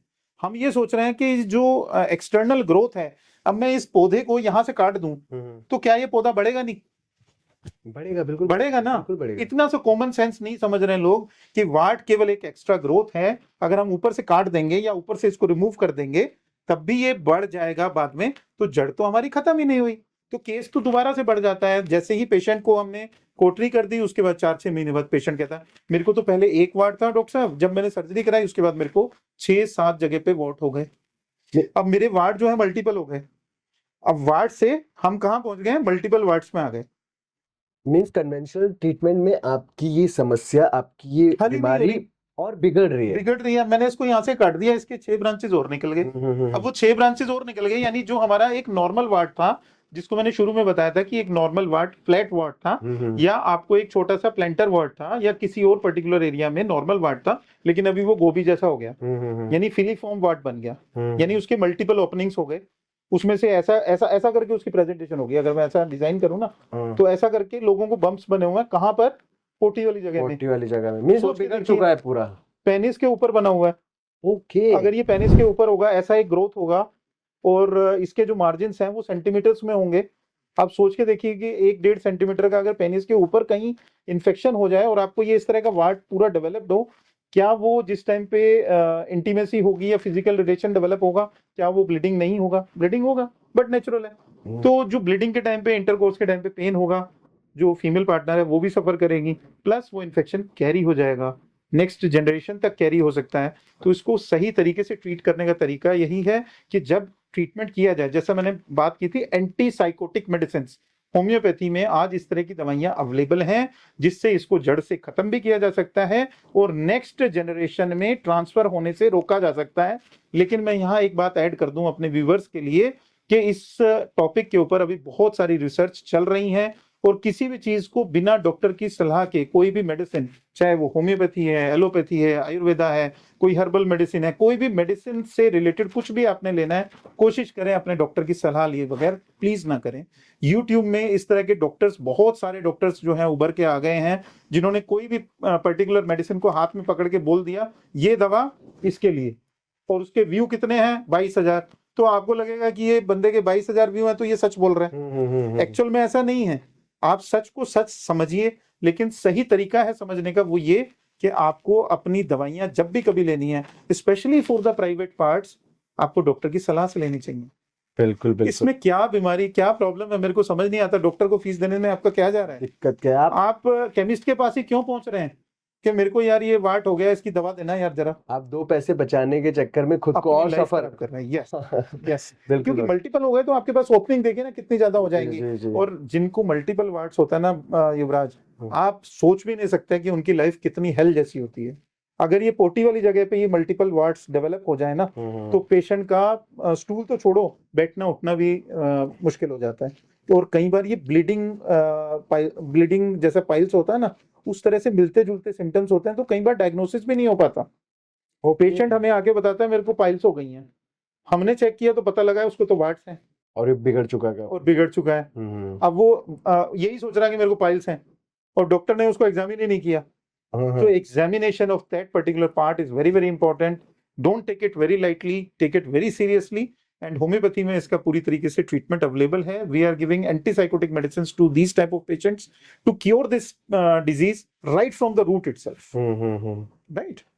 सर, एक बात और पूछना चाहूंगा मैं आपसे, कुछ केसेस के बारे में बताइए सर, क्योंकि हमें पता चलना चाहिए क्या है कैसे। कुछ 2-3 केसेस के बारे में बताइए जो कि इससे ठीक हुए हों, जो जिनको रिलीफ मिला हो, जो कि आज अच्छी लाइफ जी रहे हैं। जी, पेशेंट ऑस्ट्रेलिया के रेजिडेंट हैं और बिलोंग इंडिया से करते थे, तो कोरोना टाइम में किसी वजह से वो यहीं पे स्टक हो गए और उनका फ्लाइट था, नहीं जा सके। और उन्होंने मुझे कांटेक्ट किया कि डॉक्टर मेरे को ना कुछ पोटी पास करने में ऐसे दिक्कत हो रहा है, तो आपको मैंने दिखाना था, बट मेरे को एक कंडीशन है, मेरे को ना पूरा फिजिकली चेकअप कराना है। तो नॉर्मली पेशेंट ना ऐसा बोलते नहीं थे, और कोविड में तो ये चीजें बहुत पीछे हो गई थी, क्योंकि डॉक्टर कुछ सामने कुछ ना कुछ ग्लास लगा के, शील्ड लगा के ही पेशेंट को देख रहे थे। तो मैंने उनको बोला कि बॉस, अगर आपको चेक करना है तो थोड़ा सा आप वेट कर लीजिए, थोड़ा ये कोरोना वाला टाइम निकल जाए उसके बाद देख लेते हैं। वो उसने इंसिस्ट किया कि मेरे को बहुत प्रॉब्लम है, बहुत ज्यादा दिक्कत हो। अब जब हमने उसको एग्जामिन किया तो आप हैरान हो जाएंगे सुन करके, he was suffering from genital ward of 2 parts. Anal area में भी उसको वार्ट्स बने हुए थे, एंड मस्से बने हुए थे, जिससे उसको पोटी नहीं आ रही थी ठीक से। और जहां से हम पी करते हैं, यानी हमारे उसका पेनिस का जो इंटरनल पार्ट था, ओके, यानी प्रीप्यूस बोलते हैं उसको, तो उसके अंदर और ग्लांस पेनिस के अंदर, वहां पे भी उसको कई तरह के वार्ट्स थे। And it will very painful, बहुत पेनफुल, उसको यूरिन करने में भी पेन था और पोटी पास करने में भी पेन था।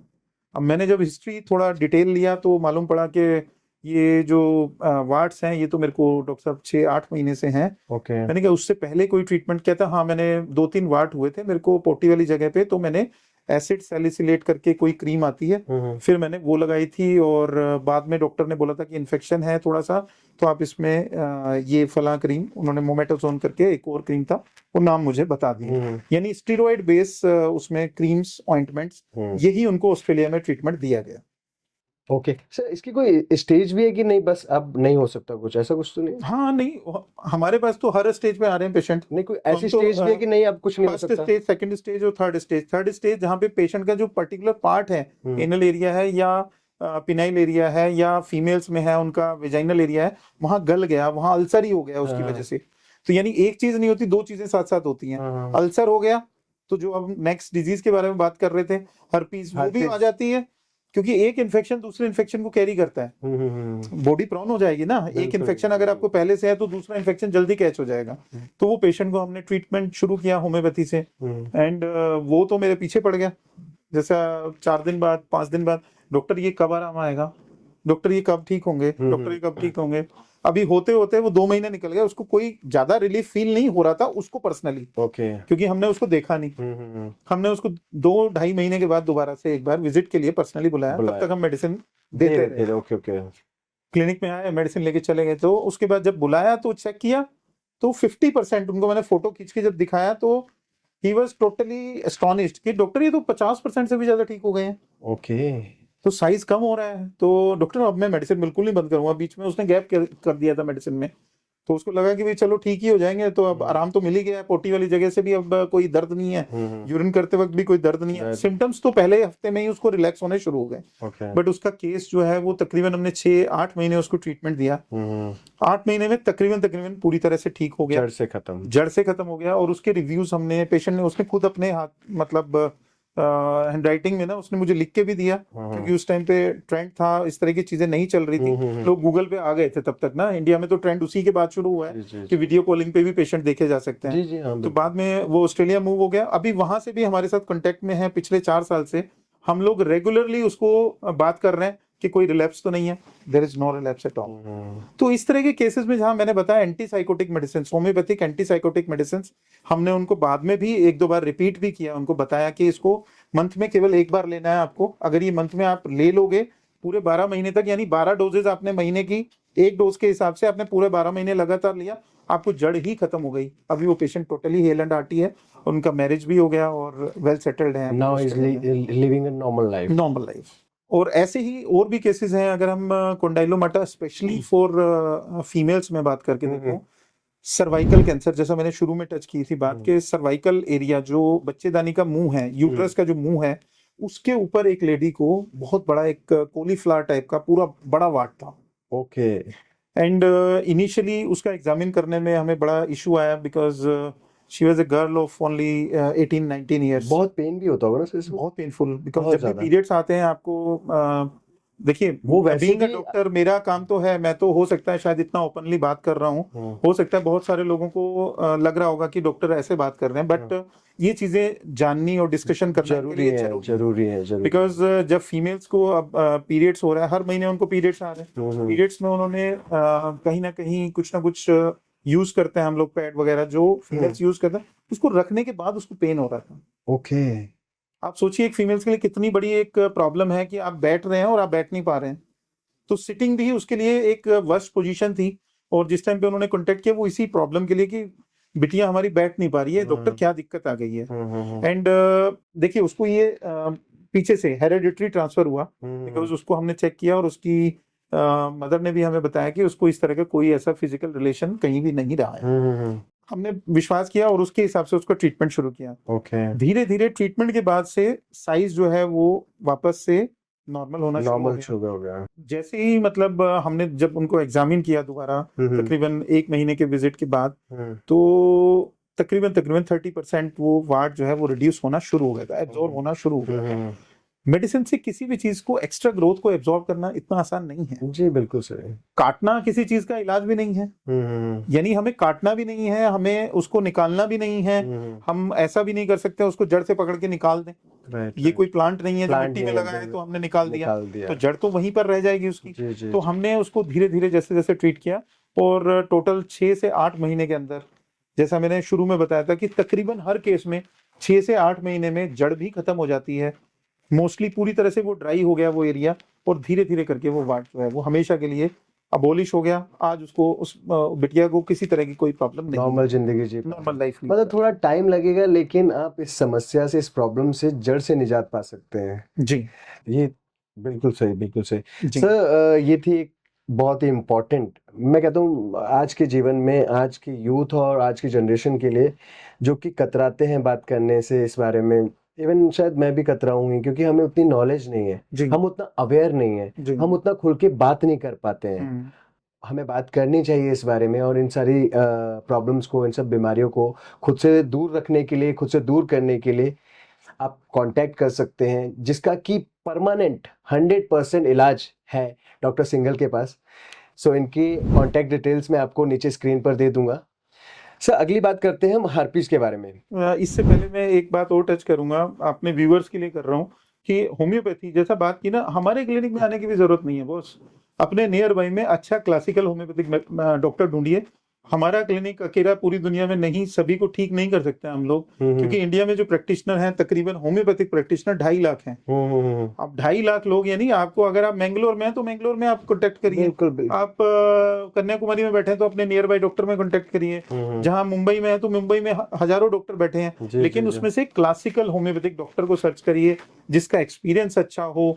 एटलीस्ट जाने के टाइम पे आप पूछ सकते हो कि डॉक्टर आपने पहले इस तरह के केस देखे, उसमें कोई बुराई नहीं है। आप अपने डॉक्टर को पूरे अच्छे तरीके से पूरा उनको फुल फ्लैज, आप आजकल तो गूगल का जमाना हो गया बिल्कुल ना, बिल्कुल तो सर। रिव्यूज तो है ही है, अदरवाइज भी आप चेक करिए, बात करिए, कुछ पेशेंट से बात कर लीजिए कि अगर उनके कुछ पेशेंट्स ठीक हुए हैं इस तरह की प्रॉब्लम से पहले, तो आप उनको भी कॉन्टेक्ट कर सकते हैं।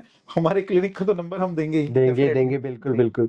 चलिए सर बात करते हैं अगली हार्पिस के बारे में। जी हार्पिस क्या है सर, इसके बारे में जरा बेसिक फैक्ट्स बताइए। ये क्या है, इसके सिम्टम्स क्या है, सिम्टम्स दूसरी बीमारियों से कितने अलग हैं, कितना मैच करते हैं, और पेशेंट कैसे इसको डायग्नोस करें। जी, देखिए इसमें हर्पीज में थोड़ा सा मैं अपने व्यूवर्स के लिए बता दूं। हर्पीज जो हम आज बात कर रहे हैं, बिकॉज ये सेक्सुअली ट्रांसमिटेड इन्फेक्शन की हम बात कर रहे हैं, इसको हम लोग बोलते हैं HSV। HSV। HSV this is herpes simplex virus. एक होता है हर्पीज जूस्टर, उसकी हम आज बात नहीं करेंगे, ओके। वो एक डिफरेंट टाइप का टॉपिक है। और वो हमारा पुराना, जो आपने शायद अपने जमाने में सुना होगा कि चिकन पॉक्स एक बड़ी मेजर हाँ प्रॉब्लम हुआ बिल्कुल करती होती थी, थी, तो चिकन पॉक्स का ही वायरस जो है वो हर्पीज का वायरस बना। जिसे वो माता आ गई काइंड ऑफ माता, ये तो वो कहते थे। पुराने टाइम में बोलते थे रजी बड़ी माता आ माता गई। निकल आई है, हाँ राइट। तो वो मोटे मोटे पिंपल्स जैसे वो हो जाते थे, जी उसका सर। एक पूरा कोर्स ऑफ है। वो एक अलग तरह की प्रॉब्लम थी चिकन पॉक्स। उसी से रिलेटेड एक वायरस है जिसको हम लोग बोलते हैं herpes zoster virus, okay. HZV। आज हम उसकी बात नहीं कर रहे हैं, हाँ जी। आज हम बात कर रहे हैं herpes simplex virus. Okay. Herpes zoster is totally different from HSV। Okay. Herpes simplex, herpes simplex जो है ये एक सेक्सुअली ट्रांसमिटेड जो इन्फेक्शन है, ये उस तरह का इन्फेक्शन है। और HSV में आपकी नॉलेज के लिए बताऊं, व्यूअर्स के लिए भी, कि ये दो तरह से होता है। It is also a virus. It's also a virus, HSV, यानी हर्पीज जो है, हर्पीज एक वायरस से होने वाली डिजीज है। और इसको हम लोग नॉर्मल भाषा में, जैसे हम लोग आजकल तो हर एक चीज में एब्रीविएशन से चलता है ना, तो HSV, जी तो HSV हो गया, डॉक्टर मेरे को HSV हो गया, तो अभी पूछना पड़ता है कई बार पेशेंट से ना जी कि HSV का मतलब क्या है, तो उसको मालूम नहीं आता। मालूम नहीं है, वो बिल्कुल सही उसको बात है। टेस्ट रिपोर्ट देखने में, क्योंकि टेस्ट रिपोर्ट में HSV1 HSV2 ऐसा करके जी रिपोर्ट लिख के दे देते हैं जी जी डॉक्टर। जी। तो उसमें दो तरह का होता है, HSV1 जो है वो ओरल एरिया में होता है, और HSV में क्या है, हर्पीज में क्या है, अल्सर्स बनते हैं, अल्सर्स। अल्सर्स कहने का मतलब ब्लिस्टर बन गया आपको छोटा सा, आपको लगेगा कि ये छोटा सा मेरे को एक ब्लिस्टर, आपने नॉर्मली देखा होगा बुखार के बाद या कभी भी कॉमनली ना, आ एक छोटा जाता सा है, ब्लिस्टर बन आ जाता है। जाता है, राइट तो राइट। हर्पीज होता है हमारी बॉडी में, बट नॉर्मली जो है प्रेजेंटेशन नहीं आती इसकी जल्दी से, ओके क्योंकि वायरल डिजीज जितनी भी हैं वो डोरमेंट रह सकती हैं बहुत लंबे समय तक। ओके। डोरमेंट मींस हिडन रह सकती हैं बहुत लंबे समय तक, इसकी प्रेजेंटेशन ही नहीं आती। आपको लगेगा मेरे को तो कोई इन्फेक्शन है ही नहीं, इन्फेक्शन, ब्लड में आप टेस्ट कराएंगे तो HSV पॉजिटिव आ रहा है। Right right right. तकलीफ पेशेंट लेके आया, कहता है मेरे को ना डॉक्टर ये वाला जो यहाँ पे निकला है ना, ये इसमें एक तो इचिंग बहुत हो रही है और बर्निंग बहुत है, जलन बहुत चल है, रहा है, चलन हो पता रही नहीं है। लग ही नहीं रहा है, और लेकिन दर्द भी हो रहा है और अजीब सी सेंसेशन हो रही है, कुछ ऐसा लग रहा है कुछ चींटियां चल रही, टिंगलिंग सेंसेशन इसमें बड़ा कॉमन सिम्टम है इसमें, जो बड़ा नोटिस में रखना चाहिए पेशेंट्स को। जैसे ही हमने चेक किया तो देखने से ही मालूम पड़ गया कि ये तो ब्लिस्टर जो है वो हर्पीज का ब्लिस्टर है। इसको हम लोग कैटेगराइज करते हैं फिर दो पार्ट में। अगर ये मुंह वाले एरिया में होती है, ओरल एरिया में होती है, तो हम लोग इसको ओरल हर्पीज बोल देते हैं, ओरल हर्पीस। Oral herpes. अब है ये हर्पीज सिंप्लेक्स ही जो आपने टच किया, HSV ही है, बट HSV दो टाइप का हो गया, first is oral, second is genital. Okay. जो जेनिटल पार्ट में डेवलप होता है अल्सर्स, कहीं ब्लिस्टर्स बन रहे हैं, छोटे छोटे ब्लिस्टर्स बन गए, छोटे छोटे, आपको लगेगा फ्लूइड फिल्ड कैविटीज हैं, बहुत छोटी छोटी फ्लूइड होगा उसके अंदर, ब्लिस्टर के अंदर बहुत ज्यादा पस नहीं होती, बहुत ज्यादा कोई हार्ड मटेरियल नहीं होता है, बहुत देखने में ऐसा बिल्कुल बस रेज्ड आपको बम्प्स लगेंगे, पेप्युलर टाइप के इरप्शंस होंगे, बहुत ज्यादा बड़े साइज में नहीं होते हैं, 1 से 2 mm 3 mm तक के साइज के रहते हैं। जिस टाइम पे ये हर्पीज का इन्फेक्शन होता है, मालूम होता नहीं है पेशेंट को, तो ट्रीटमेंट में क्या करेंगे, जैसा मैंने शुरू में बताया, केमिस्ट के पास जाएंगे, जी भैया ये हो गया, इसकी दवाई दे दो, तो वो उनके पास एक ऑइंटमेंट होगा, कुछ भी ऑइंटमेंट लगाने के लिए देंगे तो वो ब्लिस्टर चला जाएगा। जी जी बट यहाँ समझने की जरूरत है, ब्लिस्टर ऊपर से चला गया, HSV के इन्फेक्शन का क्या करेंगे? बिल्कुल, हाँ, उसका क्या करेंगे? अब उसमें उसके बारे में होता है, सोचना उसमें है। टेस्ट कराते हैं, डॉक्टर के पास जाएंगे जो वेनीरियल डिजीज स्पेशलिस्ट हैं, जो इस चीज के लिए स्पेशलिस्ट होते हैं, उनको वेनीरियल डिजीज स्पेशलिस्ट बोल देते हैं। वेनेरियल, वेनीरियल डिजीज यानी Okay. जो ओनली सेक्सुअली ट्रांसमिटेड डिजीज को देखते हैं, ओके ओके, राइट? तो जब गूगल करेंगे तो उसमें मालूम भी पड़ेगा, अच्छा ये वेनीरोलॉजिस्ट है तो इसके पास जाना चाहिए, और उसको कंसल्ट करेंगे। तो वो 2 तरह के टेस्ट कराते हैं, उसमें आपका एंटीजन एंटीबॉडी टेस्ट रहता है और एक PCR टेस्ट रहता है। तो वो दोनों ही टेस्ट कराएंगे, उस टेस्ट में मालूम पड़ेगा कि आपको इन्फेक्शन जो है वो एक्टिव स्टेज में है या डोरमेंट स्टेज में है। ओके, दे आर स्टेजेस, उसमें स्टेजेस रहती हैं। ओके, अब आपको जिस टाइम पे ये ब्लिस्टर आपको दिखाई दे रहा है, वो 3 हफ्ते के अंदर अंदर अगर हम लोग टेस्ट करते हैं तो एक्टिव स्टेज रहेगी, तो उसको मालूम पड़ जाएगा। तो IgM और IgG करके, ऐसा करके 2 टेस्ट होते हैं। IgM means immunoglobulin M type and IgG means immunoglobulin G type. G मतलब पुराना इन्फेक्शन था, ठीक हो गया है, बट इम्यूनोग्लोबुलिन उसमें पड़े हैं, यानी ऐसा समझिए, अभी तो हमारे यहाँ जैसे पहलगाम वाला इशू है, बड़ा है ना, अभी हमारे इसमें है कि हमारे देश के साथ क्या हुआ, हमारे कश्मीर में इतने बहनों को, भाइयों को हमारे किया गया, और ये सब चल रहा है। तो ऐसा समझ के देख सकते हैं, हमारी बॉडी में अगर डिफेंस मैकेनिज्म नहीं होगा तो राइट, वहां पर डिफेंस मैकेनिज्म वीक था, तभी तो उन लोगों का एफर्ट हुआ ना, तभी तो टेररिस्ट आए ना। तभी तो हर्पीज इज अ टेररिस्ट, ऐसा मान लो आप एक बार के लिए। एग्जांपल, तो एग्जांपल हमने मान लिया, हमारी बॉडी में इन्फेक्शन गया, उसको हम लोग नाम दिया एंटीजन। एंटीजन, एंटीजन, अब उसके अगेंस्ट हमारी बॉडी में डिफेंस मैकेनिज्म आया। अब लोकल जो आर्मी है दैट इज IgM, IgM, जो बड़ी आर्मी है दैट इज IgG। ओके, बड़ी आर्मी मींस जो बाद में भी रहेगी हमेशा, कहीं ना कहीं, जैसे भी कभी इन्फेक्शन होता है या कहीं अटैक हो गया, टेररिस्ट का अटैक हुआ, तो अभी हमारी आर्मी डिप्लॉय हो गई ना, राइट, तो हम जवाब देंगे ना पाकिस्तान को उसी की भाषा में, एंड व्हाई जवाब दिया जा रहा है ना। बिल्कुल बिल्कुल, and why it is so common sir today? अब नहीं, 2 चीजें हैं। अब टेररिस्ट का अटैक पूछ रहे कॉमन है कि हमारा ये जो हमारा इन्फेक्शन है कॉमन है, इन्फेक्शन, तो दोनों चीजें अलग अलग हैं, लेकिन दोनों को मैंने जोड़ा है। किस वजह से जोड़ा है, ये समझने के लिए कि सर ये दोनों ही चीजें मैं पूछना चाहूंगा आपसे, दोनों ही क्यों कॉमन है? दोनों इसलिए कॉमन है क्योंकि जब तक जवाब नहीं दिया जाएगा, डिफेंस को स्ट्रॉन्ग करना पड़ेगा। हाँ, जब तक डिफेंस स्ट्रॉन्ग नहीं होगा और उनको प्रॉपर्ली जवाब नहीं जवाब नहीं दिया तो जाएगा, वो इन्फेक्शन आता रहेगा, यानी टेररिस्ट आते रहेंगे। आते ही रहेंगे। अगर क्रॉस बॉर्डर टेररिज्म रोकना है, यहाँ नेक्स्ट टॉपिक चलो दोबारा कभी कवर करेंगे, बट अगर ये क्रॉस बॉर्डर टेररिज्म रोकना है तो एक ही काम करना पड़ेगा जो अभी किया जा रहा है। आज तो हम लोग 2 दिन बाद ही बना रहे हैं, ये सब कुछ तो ऑलरेडी परसों हो चुका है। ऑपरेशन सिंदूर जो है वो चली गया है, अब उसमें मालूम ही है लोगों को कि हिंदुस्तान ने भी जवाब दिया अच्छे तरीके से। ऐसे ही हमारी जो आर्मी है, बॉडी का जो डिफेंस मैकेनिज्म है वो IgG यानी हमारा एक इम्यूनोग्लोबुलिन बनते हैं किसी भी हमारे इन्फेक्शन के रिस्पॉन्स में, तो वो हमारी बॉडी में हम उसको बोलते हैं एंटीबॉडी। एंटीजन के रिस्पॉन्स में एंटीबॉडीज बन जाते हैं, तो एंटीबॉडीज जो है वो IgG हमने नाम दिया उसको। जो हमारा इन्फेक्शन खत्म हो गया, ठीक हो गया, तो IgG पॉजिटिव हो जाता है। ओके, यानी वो आर्मी डिप्लॉयड रहती है आपकी बॉडी के डिफेंस को मेंटेन करने के लिए, प्रोटेक्ट करने के लिए। आपको 3 महीने के बाद फिर से कोई इन्फेक्शन आया तो वही कवर अप कर लेगी, आपको कोई भी एक्स्ट्रा मेडिसिन लेने की जरूरत नहीं है। तो यानी IgG अगर आपके पास पॉजिटिव आ रहा है तो आपको कोई भी एक्स्ट्रा कोई मेडिसिन लेने की जरूरत नहीं है, प्रोटेक्ट करेगा, घबराने की भी जरूरत नहीं है, टेंशन लेने की भी जरूरत नहीं है। लेकिन यहाँ पे भी डॉक्टर फायदा उठाते हैं, पेशेंट को गाइड नहीं करते, IgG और IgM के बारे में ज्यादा बताते नहीं है, तो उनको कुछ भी फाल्स कोई इंजेक्शन लगा देंगे, हम तुम्हारे कोई फलाना वैक्सीन है ही नहीं, अवेलेबल ही नहीं है HSV के लिए, HSV के लिए कोई वैक्सीन भी नहीं है, कोई इंजेक्शन भी नहीं है, इवन देन मिसगाइड भी कर देते हैं, बिकॉज नॉलेज होना जरूरी है।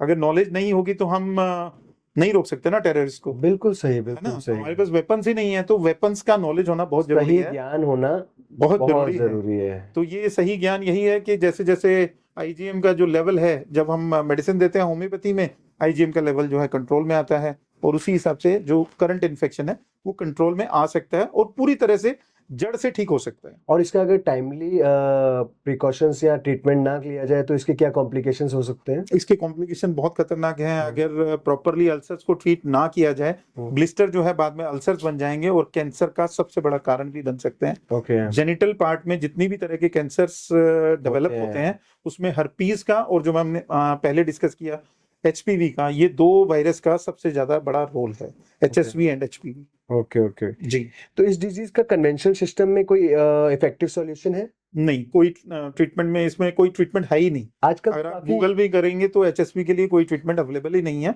केवल ऑइंटमेंट्स होते हैं, एंटीवायरल ऑइंटमेंट्स। चाहे वो नाम भी मैं अगर लूंगा तो वो मुश्किल हो जाएगा। पर क्यों क्योंकि नहीं हम सर लोग देते ट्रीटमेंट, हैं। क्योंकि आजकल Research- साइंस तो बहुत research- ऊपर जा चुकी है। साइंस एलोपैथी काफी मींस तरक्कियों पर है। लोगों को लगता है ऐसा, एक्चुअल में टेक्नोलॉजी ग्रो हुई है।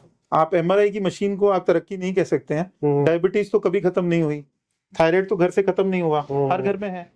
आप बताइए ना, डायबिटीज तो खत्म नहीं हुई, खत्म नहीं हुए, बीपी ठीक हुआ गया परमानेंट, गोलियां लगा दी ना। नहीं कर सकते। तो जब कोई चीज ठीक ही नहीं हो रही है तो टेक्नोलॉजी ग्रो हुई है। जी। टेक्नोलॉजी की ग्रोथ को वो बोल रहे हैं कि मेडिसिन की ग्रोथ है, मेडिसिन की ग्रोथ नहीं हुई। एलोपैथी आज की डेट में मेरे ख्याल से काफी अच्छा कर रहा है, या ऐसी कर बीमारियां रहा है। हैं जिनको की ट्रीटमेंट नहीं था जो कि आज है। जी, बट ट्रीटमेंट होना और ट्रीटमेंट के बाद के जो साइड इफेक्ट्स हैं, नुकसान होना, चाहे आप कैंसर का ट्रीटमेंट कर रहे हैं, कीमोथेरेपी के साइड इफेक्ट्स हैं। ओके, साइड इफेक्ट्स तो है ही है फिर आपको इसमें। साइड इफेक्ट्स के साथ आप लाइफ टाइम आप कैसे गुजारा करेंगे? हाँ बिल्कुल, फॉर नहीं किया जा एग्जाम्पल मैं सकता। थोड़ी बड़ी बड़ी डिजीज के नाम अगर लूंगा तो यहाँ थोड़ा रिस्की होगा, बट पार्किंसंस कोई ट्रीटमेंट नहीं है। पार्किंसन, हाथ हिल रहे हैं पेशेंट के, कितने एज में? 40 की एज में।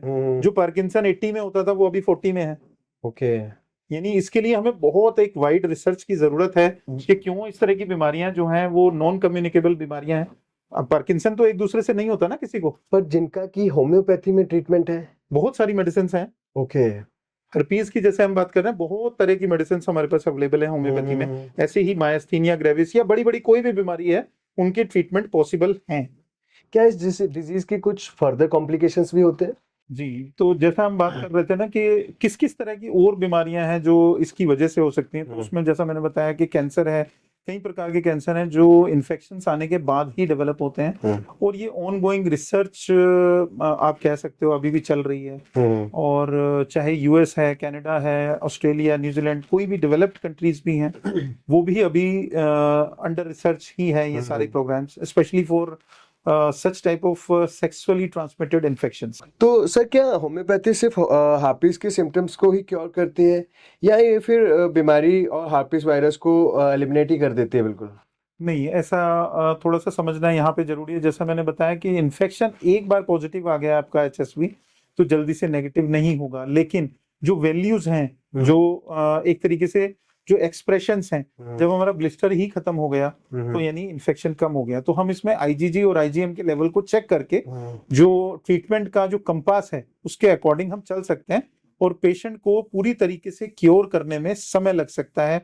एचएसवी 1 पॉजिटिव है, वो पॉजिटिव ही रहेगा, लेकिन आईजीजी और आईजीएम के लेवल से हम ये जान सकते हैं कि उसका इन्फेक्शन जो है वो किस लेवल तक कंट्रोल में चल रहा है।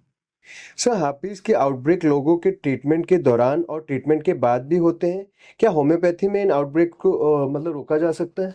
बिल्कुल रोका जा सकता है। जैसा मैंने शुरू में बताया था आपको, जेनिटल वार्ड्स के लिए हमारे पास एंटी साइकोटिक मेडिसिन हैं, ऐसे ही होम्योपैथी में कुछ ऐसी एंटी सिफिलिटिक मेडिसिन भी होती हैं। इसको हम लोग सिफिलिस मियाज्म के अंदर रखते हैं, तो ये एंटी सिफिलिटिक मेडिसिन भी हम लोग देते हैं पेशेंट्स को। जहां पर के इस तरह के पेशेंट को बार बार ये कंडीशन डेवलप हो रही है, तो हम जब पेशेंट को एंटी सिफिलिटिक मेडिसिन दे देते हैं तो वो रिलैप्स कंडीशन में नहीं आता है।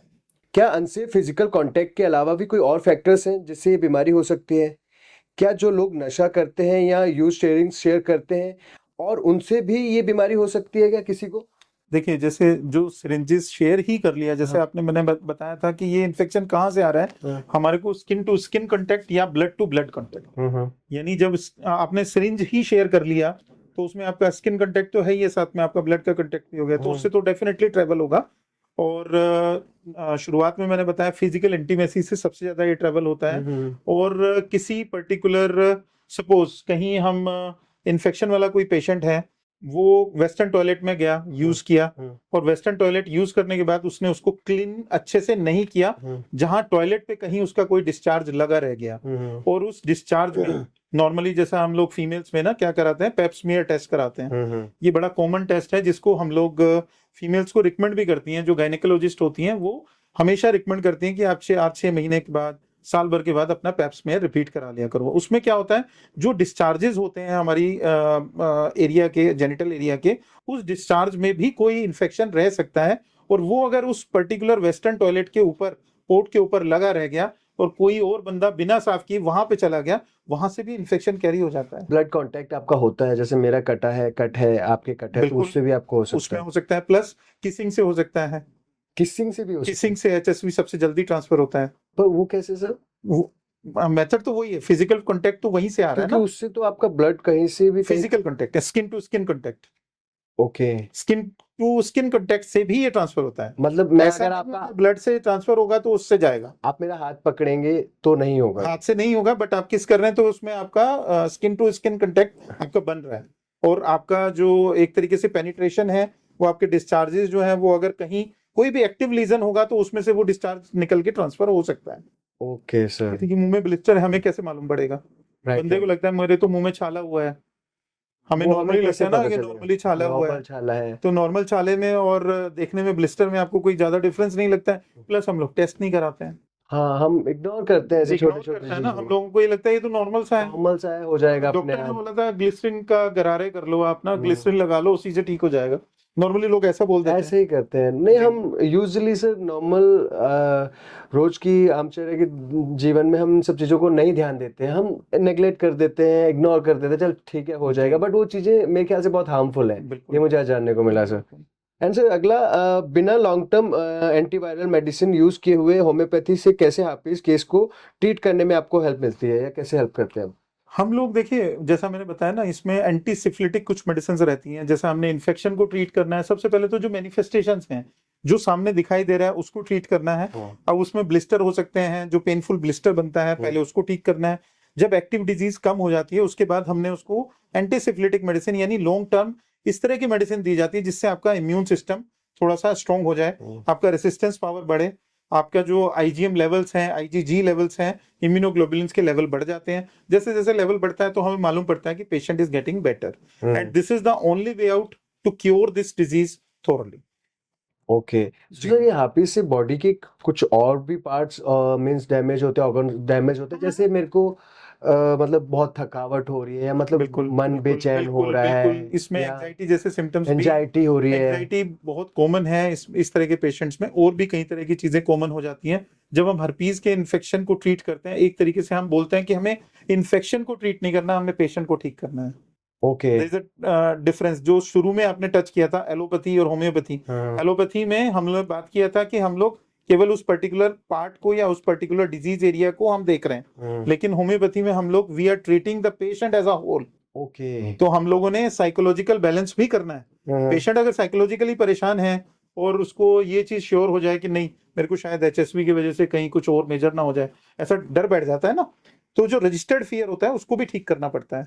सर कुछ केसेस का एग्जांपल देंगे जो कि ठीक हुए हो आपसे? हाँ, एचएसवी के बहुत सारे केसेस हैं। अभी हम रिसेंटली एक केस हमारा पंजाब से ही चल रहा है, तरन तारण एक डिस्ट्रिक्ट है पंजाब में, वहां से ये केस है। मोस्टली हमारे पास ऑनलाइन केसेस बहुत ज्यादा आते हैं, तो उसमें जो पेशेंट है वो खुद डेंटिस्ट हैं, डेंटल डॉक्टर हैं, और उनको ऐसा लगता है कि सर्जरी करने के दौरान कहीं किसी पेशेंट से ही उन्हें ये एक्वायर हुआ है, और उनको अचानक अपने वेजाइनल एरिया में जो इस तरह के सिम्टम्स थे उनको फील हुए, ब्लिस्टर फील हुआ।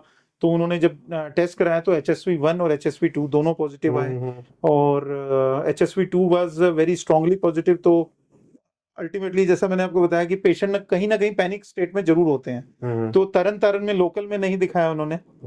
शी सर्च ऑन गूगल, अब वो गूगल में सर्च करने के बाद डायरेक्ट मेरे से फोन पे बात हुई, फिर हमने वीडियो कॉल पे सारा चेक किया और सारी चीजें बात हुई, उसके बाद ट्रीटमेंट देना शुरू किया।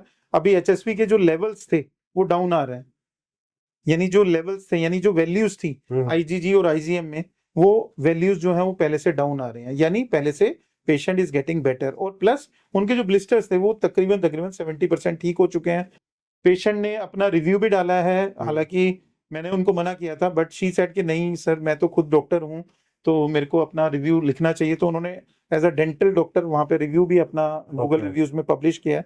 तो हम मतलब इस तरह के बहुत सारे एग्जांपल्स हैं हर्पीज के, जो डे टू डे लाइफ में हमारे पास रूटीन में आ रहे हैं patient, and patients are getting better. So finally, sir, some tips for healthy individual and herpes patient. हाँ, हर्पीज पेशेंट्स हो चाहे कुछ भी, अगर हमने नॉर्मल हेल्थ मेंटेन करनी है तो एक ही फार्मूला है लाइफ में। अगर सही रहना है तो अपने लिए अच्छा मत सोचिए, सभी के लिए अच्छा सोचिए। सर्व भवन्तु सुखिना का एक सिद्धांत है, जब तक आप दूसरों के लिए अच्छा नहीं सोचेंगे, भगवान अकेले आप ही का अच्छा नहीं करने वाला। सारी बीमारियां पड़ोसी को नहीं लगेंगी, कुछ हमें भी लग सकती हैं। बिल्कुल तो बिल्कुल। लेकिन उसके लिए आपको सोचना पड़ेगा कि हम सभी के लिए अच्छा सोचें। मतलब अपने लिए दुनिया सब अच्छा सोच रही है, आपका बैंक अकाउंट आपका, मेरा बैंक अकाउंट मेरा, लेकिन क्या कभी कोई चीज ऐसी है जो हम लोग मिलके शेयर करें? है ना, हम लोग तो वसुधैव कुटुंबकम में विश्वास रखता है ना। हमारा तो इंडिया में ट्रेडिशनल जो सिस्टम था वो तो यही था कि सारा जो संसार है वो एक तरह का एक कुटुंब है, एक परिवार है। लेकिन आज थोड़ा सा इन चीजों में चेंज आ गया है। अगर हम थोड़ा सा कुछ ज्यादा खुश रहना चाहते हैं, कोशिश करिए अपने आसपास के लोग भी खुश रहें। आप जितने लोगों को खुश रखेंगे आप उतना ही ज्यादा खुश रह सकते हैं। बट आज उल्टा है, आज बंदा अपनी खुशी देख रहा है, अपने लिए उसके पास पिज्जा बर्गर खाने के लिए पैसा है, लेकिन अगर जरा सा भी कहीं कोई बैगर दिखाई देगा या आपको कहीं डोनेट करने के लिए कह दें कि आपको ये 100 रुपया देना है, आपको 200 रुपया देना है, तो उस तरह की जो चीज है वो आज भी कम होती जा रही है। जब तक हम उसको नहीं बढ़ाएंगे तब तक आप ठीक नहीं हो सकते। बिल्कुल। Feelings are more important than your actions. Right right. आपकी भावना मैटर करती है। आपकी भावना जितनी अच्छी होगी, आप जिस भावना से काम करेंगे उतना ही अच्छा रिजल्ट आएगा। एंड सर मैं एक सवाल और पूछना चाहता हूँ। सर जो लोग होम्योपैथी डॉक्टर के पास पहली बार आते हैं, जी। उनके माइंड में पहले ही खुद के माइंड में बहुत सवाल होते हैं, लेकिन उसके बाद उनको ऐसा लगता है डॉक्टर हमसे बहुत ज्यादा सवाल पूछ रहा है, काफी सवाल पूछ रहा है। इवन मैंने आपके बारे में भी स्टडी किया, आपकी भी 25+ पेजेस हैं, जी। क्वेश्चनर्स हैं। जी। तो ऐसा क्यों, मतलब इतने ऐसा सवाल? इसीलिए क्योंकि पेशेंट तो सच तब भी नहीं बताएंगे। पेशेंट ने जो स्टोरी छुपानी होती है वो पेशेंट तब भी छुपाते हैं। जितना आप डॉक्टर के साथ और वकील के साथ आप खुल के बात करेंगे, अपना केस जब तक डिटेल में नहीं बताएंगे।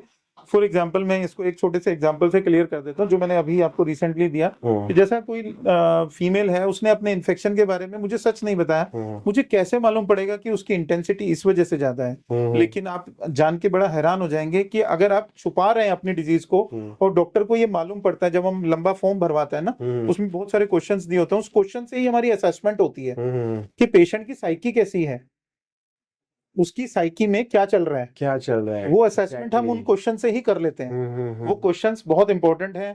अपने किसी भी क्लासिकल होम्योपैथिक डॉक्टर के पास जब भी आप जाते हैं, उसको कोशिश करें सही से सही जवाब दें। एक पेशेंट ने मेरे को बताया, कहते हैं मुझे डॉक्टर, जब भी मैं ना गर्म दूध पी लेता हूँ ना, खाना खाने के बाद मुझे गर्म दूध पीने की आदत है, पर जब भी गर्म दूध पीता हूँ ना मुझे कॉन्स्टिपेशन हो जाती है। कैन यू इमेजिन, ये कोई सिम्टम बना? ये कोई लॉजिक बन रहा है? लॉजिक ही नहीं बन रहा। लॉजिक नहीं बन रहा ना। इवन देन हमारे पास उसकी दवाई है। होम्योपैथी लक्षणों पे काम करती है।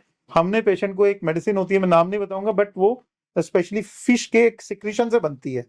मतलब ओवरऑल आपके जो इतने सारे सवाल हैं, वो पेशेंट के सवालों के जवाबों के लिए आपके सवाल है। यस, वो सवाल हमारे पास आएंगे, उसके जवाब वो जब लिखता है ना, उसी में से हमारा एनालिसिस निकल के आता है कि पेशेंट के दिमाग में क्या चल रहा है, उसका एक्चुअल दिमाग कैसा है। हमें तो वो कुछ भी बता सकता है ना। जी जी जी।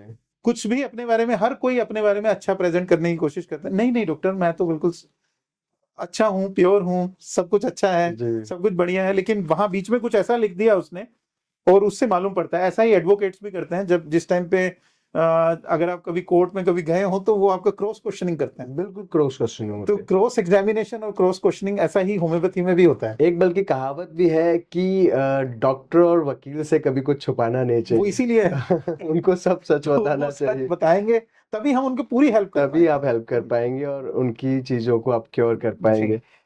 Sir over the trade counter या ओटीसी मेडिसिन, जिनके लिए लोगों को ना डॉक्टर्स की प्रिस्क्रिप्शन की जरूरत होती ही नहीं है, और उनका मिसयूज भी सर बहुत होता है, और वो फार्मेसीज पे इजीली अवेलेबल भी हैं, और हम नॉर्मल लाइफ में उनका यूज करते हैं। भाई मेरे को सिर दर्द है, भाई पेन किलर दे दे, या जुकाम हो गया ये दे दे, तो ऐसी मेडिसिन को हम यूज करते हैं। ये कितनी हार्मफुल है, और क्या सजेशन है आपका ये मेरे व्यूअर्स के लिए उसका आपको?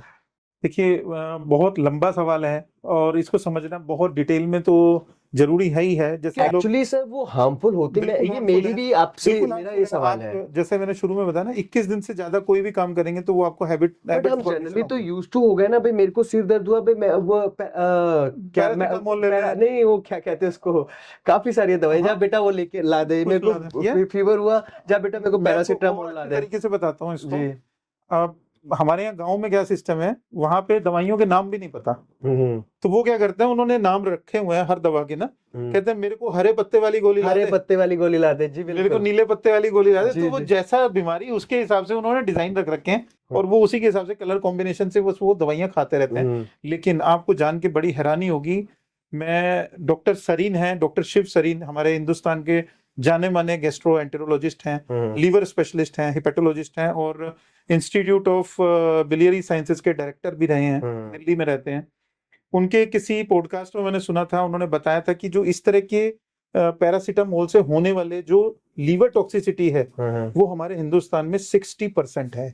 Okay, means liver 60%, this is a major problem. यानी लीवर के जितने 60% से ज्यादा केसेस, 100 में से 60 केसेस जो आ रहे हैं उनके पास, उसमें से 60% ड्रग्स पॉइजनिंग की वजह से आ रहे हैं। And it is a very big number as well. Yes, आप सोच के देखिए कि लोग कितने आराम से, जैसे ही पेट में दर्द हुआ तो बेरालगन की गोली खा ली, लार्गन खा ली, ये स्पाज्मोनेल खा लिया, ये ले लिया, जो भी ओवर द ट्रेड काउंटर है, ओटीसी ड्रग्स को प्रिस्क्रिप्शन के बगैर मिल रहे हैं। लेकिन अपना दिमाग तो दिया ही है ना भगवान ने, अभी हर किसी को अपना दिमाग यूज करना चाहिए। कोशिश करें डॉक्टर की सलाह के बिना कोई भी दवाइयां ना लें। और मैं तो ऐसा सजेस्ट करता हूं कि बहुत अच्छा कर रहे हैं कुछ होम्योपैथिक डॉक्टर, कुछ एलोपैथिक डॉक्टर, जो बिना प्रिस्क्रिप्शन के आपको दवा देते ही नहीं है कि मैं प्रिस्क्रिप्शन दे रहा हूं। ऐसा नहीं है, पहले देखना पड़ेगा, पूरा स्टडी करना पड़ेगा, तभी हम दवाई देंगे। पूरे प्रॉपर रिपोर्ट्स, बॉडी चेकअप, सब कुछ होना चाहिए। और यही एक मेरे ख्याल से सही पेशेंट का रास्ता फायदा है, सही रास्ता भी है। पेशेंट सस्ते के चक्कर में सब कुछ गवा रहा है। मेरे मदर बोलते हैं, कहता है सस्ता रोए बार बार, महंगा रोए एक बार। तो महंगा ठीक है, आपको थोड़ी देर के लिए आपको महंगा लगेगा, लेकिन आज भी जो क्वालिफाइड अच्छे डॉक्टर्स हैं उनकी फीस आपको पे करते हैं, तो आपको वर्थ इट होती है कि मैंने 1000 रुपया डॉक्टर की फीस दिया है और अच्छे स्पेशलिस्ट को दिखाया, मेरे को सही गाइडेंस मिली, सही ओपिनियन मिली है। नहीं वैसे जनरली हम लोग ऐसे हो ही गए, हम बन गए हैं, हमें कुछ भी हुआ जब मेडिकल से गए, टाइम आ गया टाइम ना, नहीं है, लोग भाग रहे हैं, बस भाग रहे हैं, भाग ही रहे अभी हैं। हम लोग ये पॉडकास्ट भी बना रहे हैं ना, यू वॉन्ट बिलीव, आधे लोग तो इसको मेट्रो में कान में, वो आजकल चलता है ना, वो क्या लगाते हैं कान में, ईयरफोन्स, ईयरफोन लगाए, उसी से सुनेंगे। हम लोगों को तो आदत ही नहीं है। हम पिछली पीढ़ी के लोग हैं, हम 20 साल 30 साल पुराने लोग हैं। जो आज की जनरेशन है वो बहुत ज्यादा अपने आप को ऐसा उन्हें महसूस हो रहा है कि वो एडवांस हो गई है। एक्चुअल में एडवांसमेंट नहीं है, वो आपके कानों का बहुत ज्यादा यूज करने की वजह से हियरिंग एड भी ज्यादा लगने लगे हैं।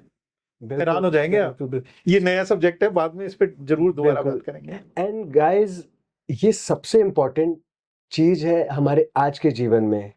हमें छोटी सी कोई चीज हुई, हमारे सिर दर्द हुआ, जुकाम हुआ, हम भागकर मेडिकल पर जाते हैं, टैबलेट लेते हैं, जबकि बिल्कुल गलत है। जैसा कि डॉक्टर ने बताया, ऐसा हमें बिल्कुल नहीं करना है। हमें प्रॉपर डॉक्टर के पास जाना है एंड प्रॉपर ट्रीटमेंट लेना है सर। और आखिर में मैं आपसे जानना चाहूँगा, ये जो डिजीज़ है जिनके बारे में मैंने स्टडी किया, जिनके बारे में मैंने आपसे सवाल जवाब किया, मेरे व्यूअर्स की साइड से, मेरे खुद की ओर से भी, इसकी जो भी ट्रीटमेंट्स बताए, इनका परमानेंट इलाज है आपके पास, जो कि मैं जड़ से इन सब चीज़ों को खत्म कर सकता हूँ। जो 3 मेजर डिजीज़ की हमने बात की, anal fissure as well as genital warts and herpes simplex virus. Okay, thank you so much doctor. इससे मुझे और मेरे व्यूअर्स को बहुत कुछ जानने को मिलेगा, उनकी काफ़ी प्रॉब्लम सॉल्व होने वाली हैं। सो गाइज, ये थी हमारी आज की बातचीत, मैं कहूँगा इंटरेस्टिंग बातचीत, जहाँ पर आज मेरे को भी बहुत कुछ जानने को मिला, इवन आप लोगों को भी बहुत कुछ जानने को मिलेगा। जहाँ पर कुछ ऐसी डिजीज़ हैं जिनके बारे में शायद हमें पता ही नहीं है, और पता हो भी शायद, फिर भी हम उसके बारे में बात नहीं करते हैं।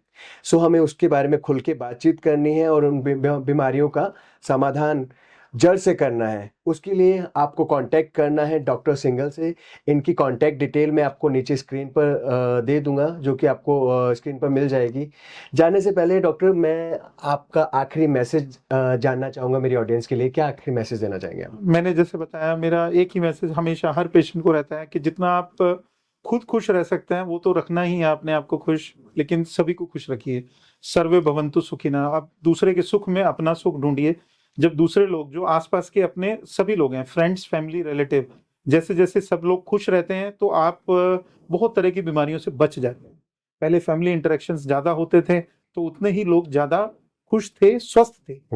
जैसे जैसे लोग आइसोलेटेड हो गए हैं, अपने अपने शेल में चले गए हैं, सभी लोग अपने शेल में रहते हैं, privacy privacy privacy privacy privacy. वो प्राइवेसी प्राइवेसी में इतनी ज्यादा प्राइवेसी हो गई है कि अब लोग समस्या से जब घिर जाते हैं तो उसके पास बात करने के लिए लोग भी नहीं। बिल्कुल बिल्कुल सही कल कह ही रहे मैंने एक पेशेंट से बात की और मुझे बड़ा दुख हुआ।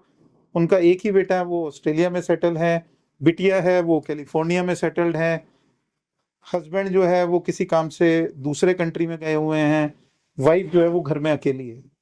अब वाइफ जो है डिप्रेशन की भी पेशेंट है, वाइफ को ईयर डिस्चार्ज है, कान से पीक बह रहा है, उसकी प्रॉब्लम है, उसको हड्डियों में इन्फेक्शन है, उसका प्रॉब्लम है। अब वो अकेली क्या करेगी? बिल्कुल सही at the age of 55 she is just like a crippled person. तो ये समझने की चीज है। आपस में सभी के साथ बना के रखें, कोशिश करें जितने लोग आपके आसपास हैं, फ्रेंड्स, फैमिली, रिलेटिव्स, सभी का हालचाल पूछते रहें, मिलते रहें। फोन पे हालचाल ना पूछें, पर्सनली मिलें। जितना अपना पर्सनल इंटरेक्शन आप बढ़ाएंगे उतना ही आप स्वस्थ रह सकते हैं। Thank you very much. Thank you doctor. So यहीं पर हम आज का एपिसोड रैप करते हैं। टिल देन गाइस, इंतज़ार कीजिए मेरे अगले मेहमान का, मेरे अगले एपिसोड में। Thank you so much everyone. Thank you.